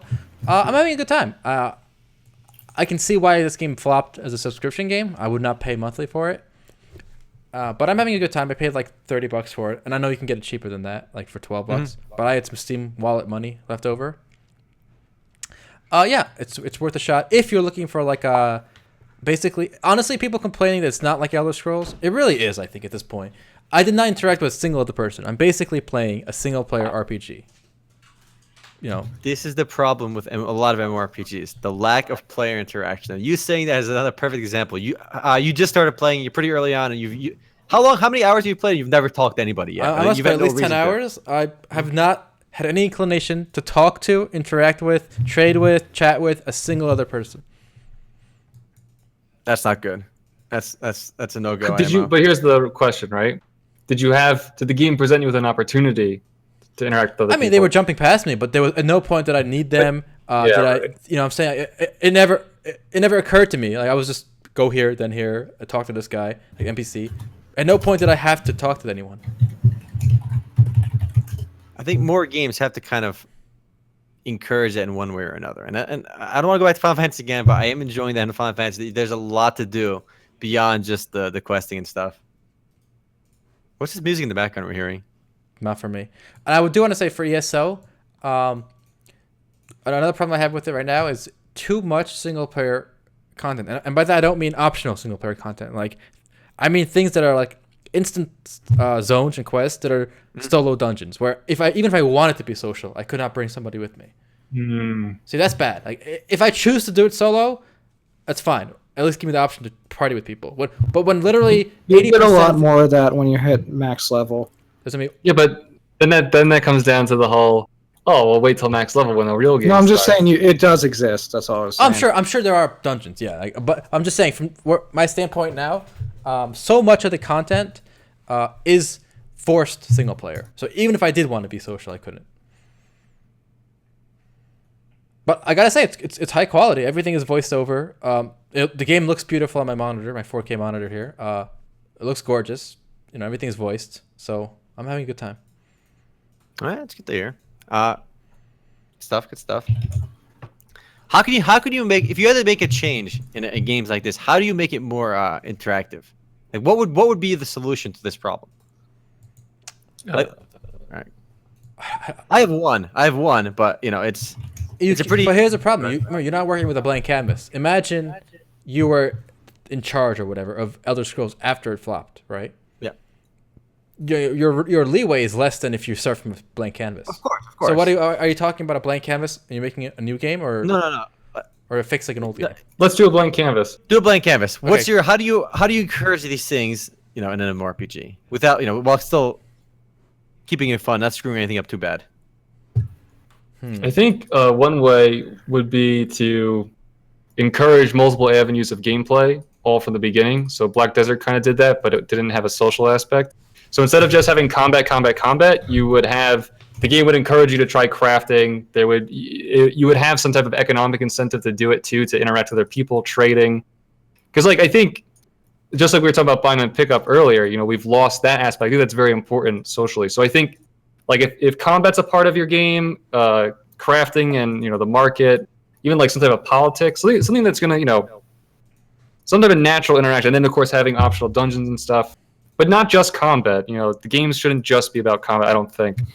Well, don't they have I think they have territorial conquest at the end of the game, if I remember correctly. I have a much simpler solution, and it won't solve everything, but it's a good starting point. Make the world smaller than the current ones. Really? Like, I'm in playing Elder Scrolls, right? I'm in like the first major city. I think it's called Daggerfall area. Mm-hmm. And the world map is pretty big, right? And I'm sure it's big in Final Fantasy as well. Yeah. And each zone, not just the number of zones, but each zone is fairly large, and a lot of it is empty. Yeah. And a lot of it is empty. You know, if you veer off the path too much, it's basically nothing there. I'd rather just make the map much smaller, so people are interacting just out of you know while traveling. You know, they're just seeing each other. I don't think that really necessarily adds interaction, though. To be honest, at least it gives seeing opportunity. Somebody makes God, I keep biting my tongue. Seeing other people doesn't increase social interaction, but it makes the world feel more alive. I think it does increase social interaction, and here, I'll give you an example. And right. For this to work, you do need spawns. So imagine you're waiting for a quest like the veteran guard, right? And you see one other guy waiting with you, or maybe he just killed it, right? You're just passing him by, and you're both just standing there. You'll be like, "Hey, what's up, man?" I've done that before, and that's actually the only time I've talked. Because if I'm running from point A to B with no interruption, because there's no like point to stop, I won't talk because it's out of my way. Aaron, you're raising a really interesting point, and I think we brought it up briefly, and that is we brought it up with the bridges, right? Mm-hmm. Games today, there's no time to stop, right? Games, they push you through content as fast as possible, but what you're talking about is like a moment where you have to wait, where gameplay forces you to wait. And we don't have that anymore. And if you just had those, like, if you were forced to stop, then you would have you'd have time to, you feel like you could breathe and you could type. Whereas smaller worlds don't fix that, though. Smaller worlds wouldn't fix that necessarily. We're not talking about smaller worlds. Not by themselves, but I think it would help. Right.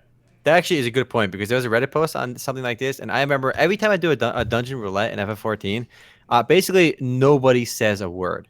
Right. Literally dead silence. If you do, basically looking for raids in WoW or looking for groups in WoW, nobody says a word. It's literally dead silent in team chat. Like, sometimes I'll break dice and be like, "What up, you bakos?" or something stupid to get my team talking. Most of the time I'm ignored, but sometimes they get a conversation going. But people are just so eager to finish the content in front of them that there's no time to talk. We need mechanics, like Gumby said, where you literally have to stop. Like, give players like a minute to stop somewhere. There's nothing else to do. Like, you have to wait there.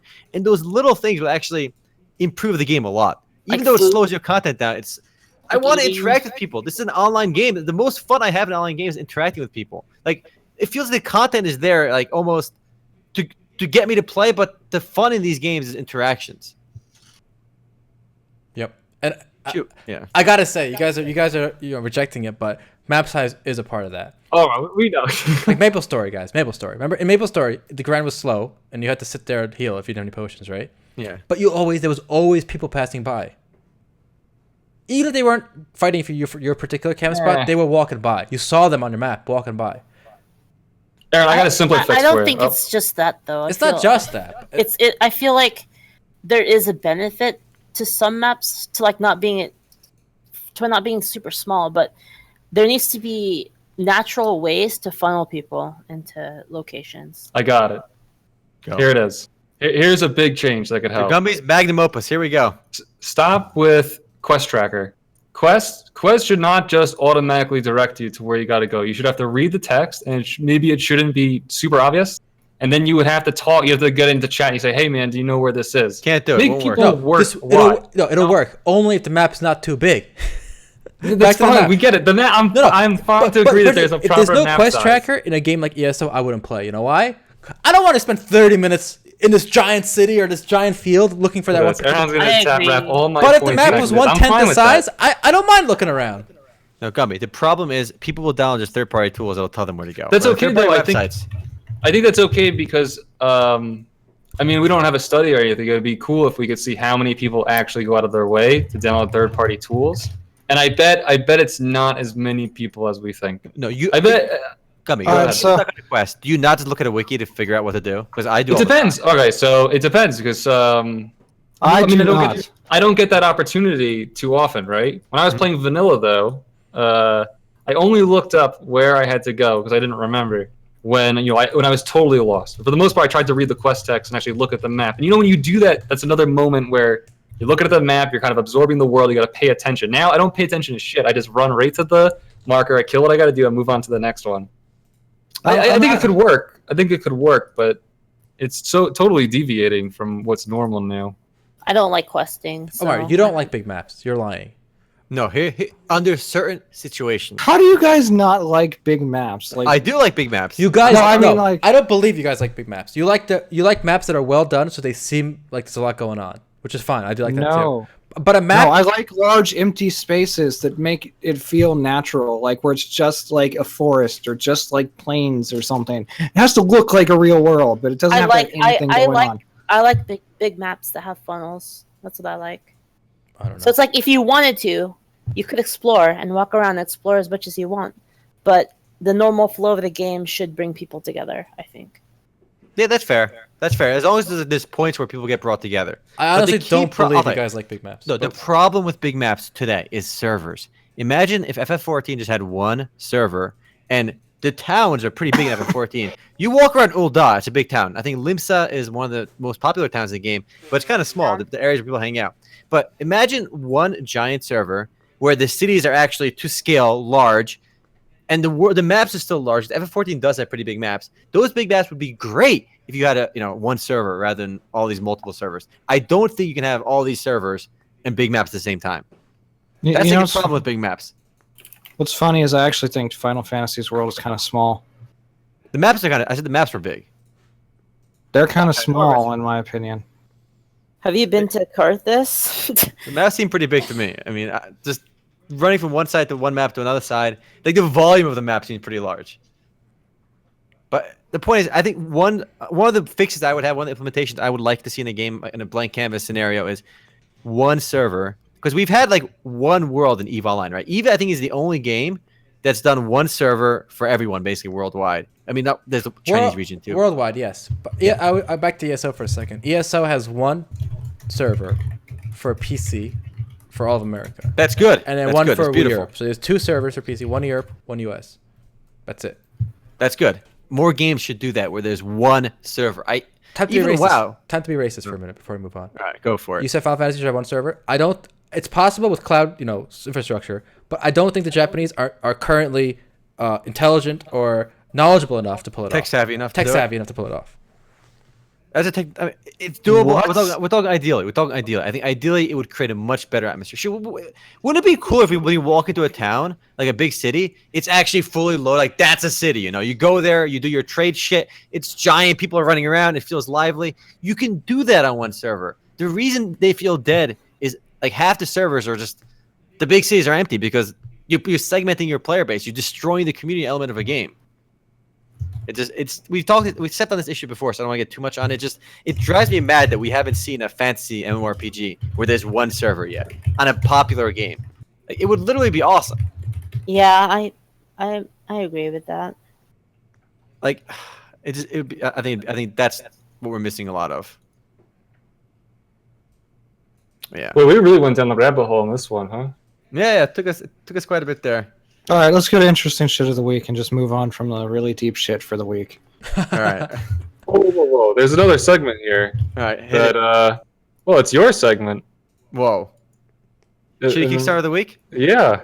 I did not find a shitty Kickstarter Whoa. this week. That's I all right. think, Are you gonna use Magus? We can skip that for this. We can skip it. I'm shocked. Yeah. I found a lot of like non-MMO shitty Kickstarters. I see. But I want to keep it MMO related because these are the most fun. Of course. Okay, we can move on to interesting share of the week. I'm glad you're on board with the title now, Matt. We never came up with a better title for this, so it's the.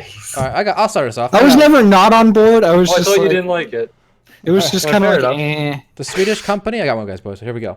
MTG, it's a Swedish company that owns ESL and DreamHack. They bought 35% of Innogames, best known for shitty browser games. Really? It's so weird.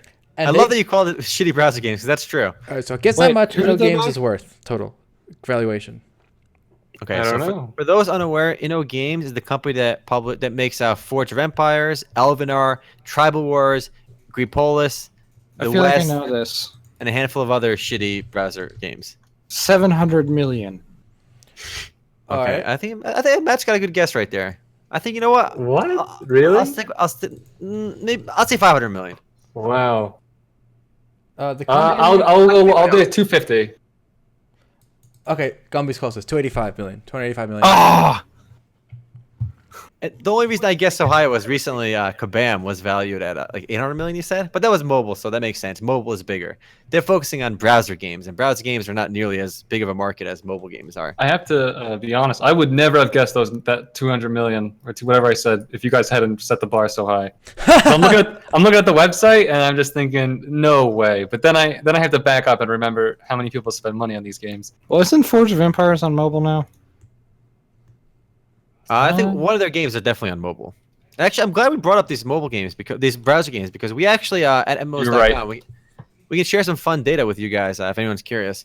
We actually do have a revenue share deal with a few of these mobile browser games. So if you sign up for, let's say, Sparta or Stormfall, Age of War, these are very similar games to the ones that Innogames publishes. We get 50% of the revenue that you spend on the game. You know, if you don't spend anything, we don't make anything. But you know, if you go to the game from our site, we get a cut, right? So that gives us a cool insight into who's spending money, how much they're spending, right? And we actually sent, for a data sake, we sent about 1,000 users, right, over the last like 3 months to these games. 1,000 players signed up from MMOs.com to one of these browser games. Some of them played for 10 minutes, some of them played for hours, some of them for days. And out of that, about 1,000 users, about 10 players deposited money. I mean, they spent money. These are the people that hit the cash shop. And of those 10 people that spent money, 9 of them spent about like $50 each, right? 9 people spent $50 each. So that's like $400. They spent $50 each, $450. We get half of that. We made $220, right? Not a bad chunk of change, right? But that one last guy, we caught a whale. We caught a whale in our fishing with our rod. He spent no joking. One guy, he spent $5,500. It's nuts. That's what we call the whale economy. See, 1,000 leads led to 10 paying people and one actual worthy paying guy. He spent $5,000, and of that $5,000, we got $2,500 cut from that. That's our half cut. And one person spent that much money because we can break it down to see who's spending what. And it's remarkable because these games are designed to milk you, and the more you spend, the stronger you get. These are like the most pay-to-win games. Well, I hope he won. Crazy. Honestly, whatever server. Yeah, me too. I'm rooting for him. I hope he Whatever spends more. battle he's fighting, I hope he's winning. No, I hope he's losing. If he's losing, he's going to spend more money. Wow. We'll make more money off him, all right? Nah, You know I what's hope he funny? wins. I hope he wins. All right, So all right. there was I like it. there was a report from Newzoo, right? Basically, these game companies, they identify who's spending the most money, and then they'll create cash shop items just for that person to motivate them to spend more. So like that one guy, if they find out, say he's Swedish, right? They'll make a Swedish flag and put it in the cash shop, and that way then they hope that he goes and buys that flag, and they just keep doing that by analyzing his data. So it's all about the one guy. Yep. So out of 1,000. And this actually brings up, we did talk about price points earlier, and I do know there are a lot of people that complain about the free-to-play model, and I do think some games are really bad for it. Like I would never play these mobile strategy games or browser strategy games because it's so pay to win and so toxic that you just can't win unless you spend money. But I do think that for other MMORPGs, even like Blade and Soul, people unjustly criticize it a bit too much for the model, because in Blade and Soul you can technically get infinite gold by buying stuff in the cash shop and selling the cash shop currency for in-game gold. Yes, that's there, but these games need to make money one way or another, and I would rather one guy spent a crazy amount of money so I can play the game for free. Like it's a win for me. If people are spending money in the cash shop, it lets me play the game without spending money. I can enjoy the game without spending money because other people spend money. Hold up. I actually think I have played Gear Polis. I've played a lot of these games, right? I think you can have fun with them without paying. And here's the thing: you can't be the kind of person who has to win. Like, when I play Polis, I don't even care about attacking other people. I just want to, while I'm watching TV or browsing the internet, I want to build a granary, build a farm, watch my little town grow. I don't need to feel like I'm winning in order to enjoy the game. If that makes sense. That's true. If you have the mentality that you don't have to win, that's true. And that's the thing about MMORPGs. A lot of MMORPGs. people don't have that mentality. Yeah, I think it's weird that people who are super crazy like that. Like the whole point of MMORPGs for me is to play in the world. I don't have to feel like I'm winning to enjoy a game. Well, that's an interesting thing, because Kat and I were just talking about that the other day, and it's kind of funny because if it's only one or two people that are paying that much money, and it's only one or two people that are that much better than I am, it's why is it that big of a deal? There's always someone better than you. Just accept that the two people are better than you and take on everyone else. Yeah, just have fun, do your own thing, fight other free players, fight. But it's frustrating. So let's say Blade and Souls, for example, right? Okay. Blade and Soul has a lot of areas that you're fighting for control of, right? I don't know if it's still like that, but it used to have the two factions and then you'd fight over it, right? If one guy if it's just straight up unfair, there's literally nothing you can do. Sure, there is. Play the game, have fun. That's okay, sure. Risk. Imagine a board game Risk, right? You play for 8 hours and you lose. You still played the game. You had fun. You don't have to win to. You're ignoring my point, though. No. Sure. I'll address your point too. The pay-to-win mechanic in Blade and Soul was that people argued was that you could technically have infinite gold, right? Because you could buy cash up currency. I made a Blade and Soul example, okay, but I'm not talking about Blade and Soul in general. I'm talking about the concept of a whale outscaling you. I agree. There is a problem, but the thing is, most people give games like Blade and Soul unfair slack because yes, there is some mechanic for it, but it's not so overpowering that it's going to frustrate players. I think players that get frustrated in Blade and Soul over this mechanic are taking it to the extreme. In the strategy games where you can just pay to win, that's different because you're just completely stomping over players just for being OP. Yeah, I'm not. It's a balancing act a little bit. I know I said Blade and Soul, but yeah. I'm not talking specific. Blade and Soul, I think, does deserve more credit than it's due because in that sense too, even if you were super rich in Blade and Soul, 1v2ing people is incredibly difficult. Yeah, the game's not built for that, you know. But I don't know, and you can still outskill people that have really good gear. It happens in that game more so than others, but. One person in our chat even said, he agrees with you all 100%. He says he plays Naruto online because he likes the anime and he's having fun playing it. He recognizes that people that spend money are just gonna be infinitely stronger than him, but he's still having fun. So there are some people out there that think that way. Imagine it's different though if it's affecting your gameplay. It's not. But imagine we all played our Ragnarok, World of Warcraft, right? Any of those games, pick one. Imagine 10% of people that you encounter are just. They paid money, right? And they just do 50% more damage than you, and it's impossible to beat them one-on-one. Impossible. Yeah, I don't think that's... Honestly, it will not affect my enjoyment 0.0001%. It would have no effect on me. I think you are the I think you're an exception. Complete outlier in that. It would have no effect in PvE, right? Which is what most of us did in those games. We did PvP, but most of the time we spent PvEing, right? So that part of the game, zero effect. You won't be able to get a party. Okay, let's say you're PvE. Let's turn this into a PvE thing, right? Say it takes you like your entire raid and like you work together really, really well to take this boss. It's this huge achievement, right? And then you pull it off. You're sweating and you finished it, and you're like, oh man, what a big achievement! And some guy rolls in and just one shots the boss because he's a whale. Right? Are you saying that that's gonna make you feel satisfied that like what you achieved? No. Let me explain it. Not one shot, because no game is that pay to win. Okay, in World of Warcraft, my guild did Ragnaros, right? It took us 8 hours or more that one day, right? We were sweating, we were dying, and I remember at the same time my brother joined a pickup group by the top 20 people on the server. They only needed 20. The other 20 they were doing charity. They picked 20 people, right? And they ran it half an hour or something. They ran through it. That did not diminish my accomplishment at all. Now, whether they pay, they were just better than me, right? They had better gear, they were better players. Those 20 people. No, but whether they pay for that, it doesn't matter to me. Skill. Okay, that's that. Wait, what's the difference between skill? The guy has no job. He plays 20 hours a day for 2 years. That's skill, and I play 2 hours a day. Like, what's the difference between paying and playing? You didn't play 2 hours a day. You played 8 hours a day. Let's be real. Yeah, but my point is, at some point, other people, okay, whether it's skill or money, they're playing their own game. You can respect the fact that they did it on their own in the game without shortcut paying. No, I don't respect it. I don't disrespect it. I don't disrespect it. It's not relevant to me. That's what I'm saying. 99% of people, 99.9% of people will see that if one guy is pay to winning and he can just, don't 5-man that no boss. Game is that, bro. No MMORPG with pay to win like Blade and Soul. No game is that intense where one guy can do something 40 guys. No, you're right. Yeah, I know. Also, we're not talking about 99% of people. We're talking about our opinions. Yes. Yeah. We need to stop throwing in the 99.9% of people think this, so therefore your argument. Blade and Soul, for example, you said even if someone pays, she can't 2v1 two decent players, right? Yes. So what's the big deal? Who cares? Like, let him play his game. You just play your game. Isn't it funny? No, I think here's the problem, Altay. Here's the problem. When you said let him play your game, right? No, all of a sudden, Altay, listen. You're in a dungeon, right? Yeah. You were a 2-hour dungeon run. You defeat the final boss. It drops a great piece of gear, right, Altay? Yeah. The way it works the game, in order for you to have a chance of winning that gear, you have to outbid this guy now. So you bid gold in game currency. Okay. You have, you're a pretty good player. You have like say 1,000 gold, something 500 gold, something crazy, like a lot of gold, right? He wins every time. First, he's got 10,000 gold because he pays for the gold. He will outbid you every single time. And now you can't get gear now. That was the complaint. Okay, first off, it's not that you can't get gear. You can't get gear when you party with that one guy. Yes. And you just don't party with that one guy anymore. But no, you don't know who has the gold. Well, I don't know if he's the This is a seriously isolated incident. The amount of games that support the bidding thing are so small right now. It's such an isolated incident. But my argument that it wasn't a problem. I think it's not a problem because you do when you bid for that item, everybody else gets gold too. So if the guy outbids everyone else, you get a piece of that gold. That's a good point. You can just believe that guy.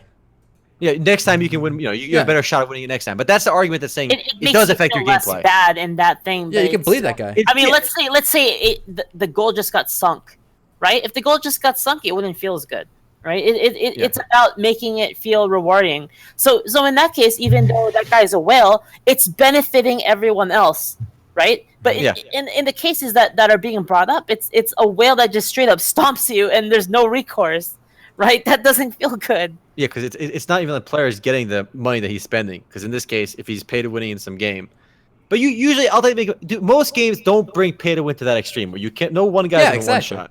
And so that's his argument. And here's another point: very few of us, I think, here are world firsters, right? Like outside that group, what are you complaining about? Like, imagine like in WoW rating, right? Imagine 20 guys bought accounts, the top tier gear accounts, right?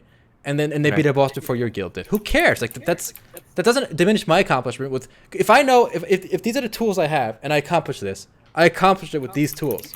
That's my accomplishment. That's my achievement.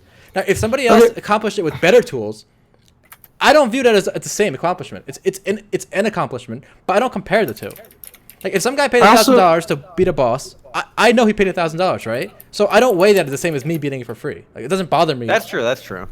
I also want to bring up that Erhan is right, or he aligns with my thoughts on the whole thing with like it doesn't matter if they spent 2 years doing it or buying their way to it. It's at the end of the day, like, okay, say I played a lot of Black Desert, so if somebody played for 2 years, right, and they have their plus 20 gear and they have their levels, and every time the soft cap rises, they go spend their like week grinding, they get their gear up to max level, and then they go back to like the starter zone way back in, oh fuck, I can't remember what it's called, but back in that little graveyard where you have to go for the Marks of Shadow, or no, that's the whatever. But they go all the way back there and they just grief newer players, right, all the time, and except for when they're grinding up to the new max levels and everything.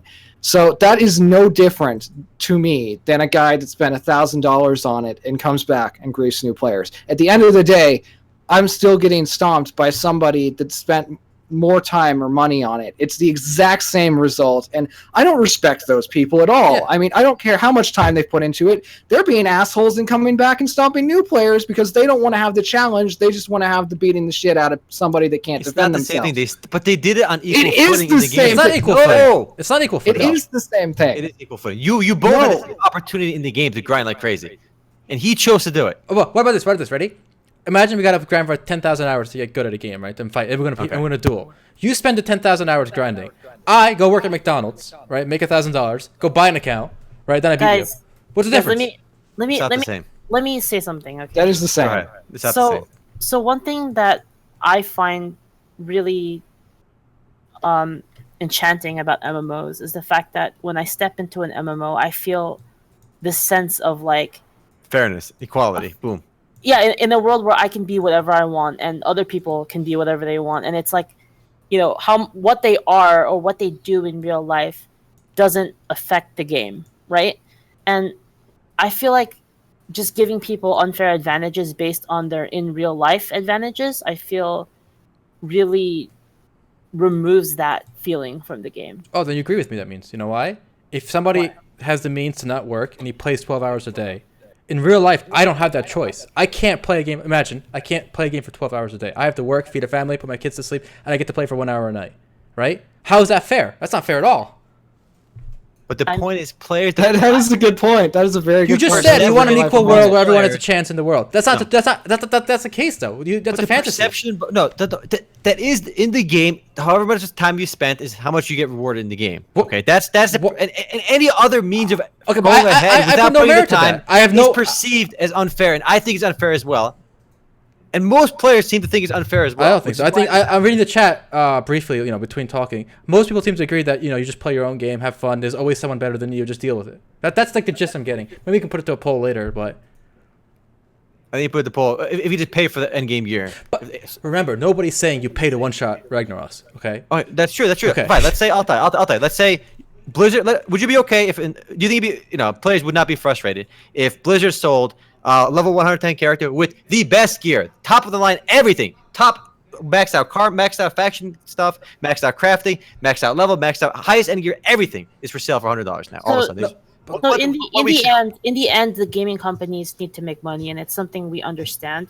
But it's an issue of scale and perception. Hold up. Perception is key. It needs to be addressed. Altay, you okay with it? That's no problem to you. Let me answer your question. Ready? Okay. EVE Online. You can literally sell your character, okay? In like an in-game auction house, right? And someone can buy your character, right? And guess what? Sure. It's considered a very fair, balanced game. So that's not the problem. But the point is not you selling your character. It's Blizzard creating a character and selling it to you for $100. At some point, what's the difference? Now, that kind of... Altay, answer the question. What? Is it fair? Fair? Is it fair? Yes. Now, is it a good system? I don't think so, because it just feels like... It's better if it's rotating within the community, right? So the way EVE does it. But the point is when you can pay for power from the company without earning it yourself. I can argue that, listen, I can't get to a level 110. I have to put my kids through school. I got to do this. If I buy an hour a day, why can't I buy this character? You grind to 100 and I buy your character. That's different. I think it's okay. That's not different, though. That is different. Because somebody put in the time, and you're just getting it from them. Somebody at Blizzard click the button, generate character. That's not the same now. They didn't go through the same loops that the other guy had to do it. People would perceive buying a character from somebody else as more fair than if just Blizzard is selling infinite max level accounts. Blizzard should maximize their revenue, and I don't think the way you said it would maximize it. I agree. Okay. You seem to think it's okay. Altay, why do you care? Go play your own game. Exactly. I don't really have a problem with it. That's why he said Blizzard should maximize their revenue because he's detached. He's detached from the argument. Altay, you have no problem with it. Matt, do you have a problem with it? But you selling max level characters? You're creating a weird scenario, Mark. Not max level characters. Hold on. Matt, not max level characters. Max level characters with the best possible gear in the game, maxed out rep, everything. Literally everything maxed out. Okay, I'm going to put this the same way I put it every single time. If someone else wants to skip literally the entire game, then that's their prerogative. Okay, fine. You're cool with it too. Yeah. I'm not cool with it, and I would be offended by it. Hardcore offended. Sure. How do you feel about it? And Gummy, how do you feel about it? Would you think it won't bother you, or will it bother you? It depends on if there's a requirement for it. Like if I already previously had a level 100 character and then I want to buy like a level 100 mage or something. No. Sure, you're missing the point. You're buying a character that has literally everything, every single epic, the best possible gear, the best everything in the game. Oh yeah, hardcore problem with that. Good. Hardcore Omar, you're offended. creating Go, an Gumby. absurd example. But yes, I am taking it to the extreme to see, philosophically No, to see what? where you stand. Okay, fine. I told it. They should maximize their profit. There will always be some people stronger than me. I want to enjoy the game my way. So your thing is fine. You're not offended by it. Okay, I'm offended by it. like I said, I'm not offended by this because they're skipping literally the entire game. They are, yes, They're not I playing don't the have same any game as problem me. with that. They're just burning their Exactly. money. Okay, so you two are okay with it. Yeah. Gumby, how do you feel about it? I actually want to ask you a question that builds off this first. Okay. Would you be just as offended if somebody went and bought a max level character on the black market, or is it more offensive to buy that max level character from Blizzard? It's more offensive to buy it from Blizzard because at least when you buy it from another player, they put in the time. Somebody put in the time to get there. There's only one of it. How do you know? What if they're a hacker? That seems so arbitrary. Where are though. the botters? They're botters. They're all botters in these games. Hacker. No, Well, they're it's all interesting you say that botting. because it's like how Blizzard people... is sanctioning it then if they're doing it. If it's a botter, you don't know. It's a question mark. That is so arbitrary, though. It is I don't think it's At the end arbitrary. of the day, I think somebody- Omar's confused. Omar's confused. No. No, you're pointing to something that I think a lot of people feel passionate about. Maybe not in this context. The idea of purity, right? It does. It feels cheap. I get it. It does feel cheap. Omar's going off the thing impulse is, and emotion. In your insane abstract example that would never happen or the game Yes. would be successful. No, it feels cheap, but is it acceptable? I guess, yeah, but it just I find never it would offensive. happen. It would cheapen right? the experience for Sure, everyone else that doesn't pay. I don't know if I it wouldn't play that cheapens, game. I wouldn't would- either. Just because that option exists, But- I would never touch that. Like that- I don't think that cheapens We the agree with you experience on that, Omar. That's why Blizzard wouldn't do that. Yes, that's fine. Okay, so but here's the thing. I don't think it cheapens the experience for people who don't pay. I think it cheapens the experience for people who do pay because they're cutting out literally all the content. Oh, that's a perceptual judgment. Omar, But the see, most- Omar, you just muddied the waters with nonsense. Okay, that's a problem. That's what you did. No. Here's my point, Omar. Ready? All those characters that are being bought, right, from player sites like for WoW and stuff, they're all being bought. There's no investment of time. That's only in your mind because you're just incapable of seeing around that for some No. reason. Yes. No, When I buy a level 110 character in WoW today, right? That issue character here- got their buy a body. character who has max level heroic gear from the latest dungeon. You don't do it. It's impossible. Sure you can. The You issue- buy a max level garbage character. That's it. That's all No, you no, get. no, You max- Omar, you tell me when we did WoW, right? That guild, Okay. the Inquisition guys, they could have had someone slash file and geared him up in the minimum amount of time. Whatever that is. It's a lot of- It's still time, but it's a minimum amount of time. Sure, but still a lot of time. Okay, and they can sell it. Well, It's a lot of time, It's though. botted though. There's nothing going on. There's also a big difference between it being from a market or being sanctioned by the developer. Company, yeah. It's Yes, different because that there's, muddies the water. you know, That's a perception issue. it's- Okay, but here's the It's not thing. a power when issue, you it's a buy perception gold, issue. when you buy gold from, or when somebody buys gold from a third party, literally the only thing that's happening is that you're not supporting the game that you supposedly like so much. That is literally the only difference. Yeah, can Okay, you agree at all the the money end is of the botted day- Omar, in all these games? All the money you buy from third parties is bought. Oh yes, the No, money you it's, buy. not, Yes. it's not all botted. There are some people 99%, that okay. paid shit pay Yeah. to sit in front of a computer all day No, but and gold farm. They monitor the bots. They don't actually play. Like in China and stuff, they monitor bots. Right. They don't actually grind. Forget the bot thing. You pretend the bot thing doesn't exist. Forget the bot thing. We're focusing on the company themselves selling power. This perception issue is unfair. Well, you can always say play your own game, right? You can always say that. But I don't want to play my own game in a world where somebody can just pay to get ahead ridiculously.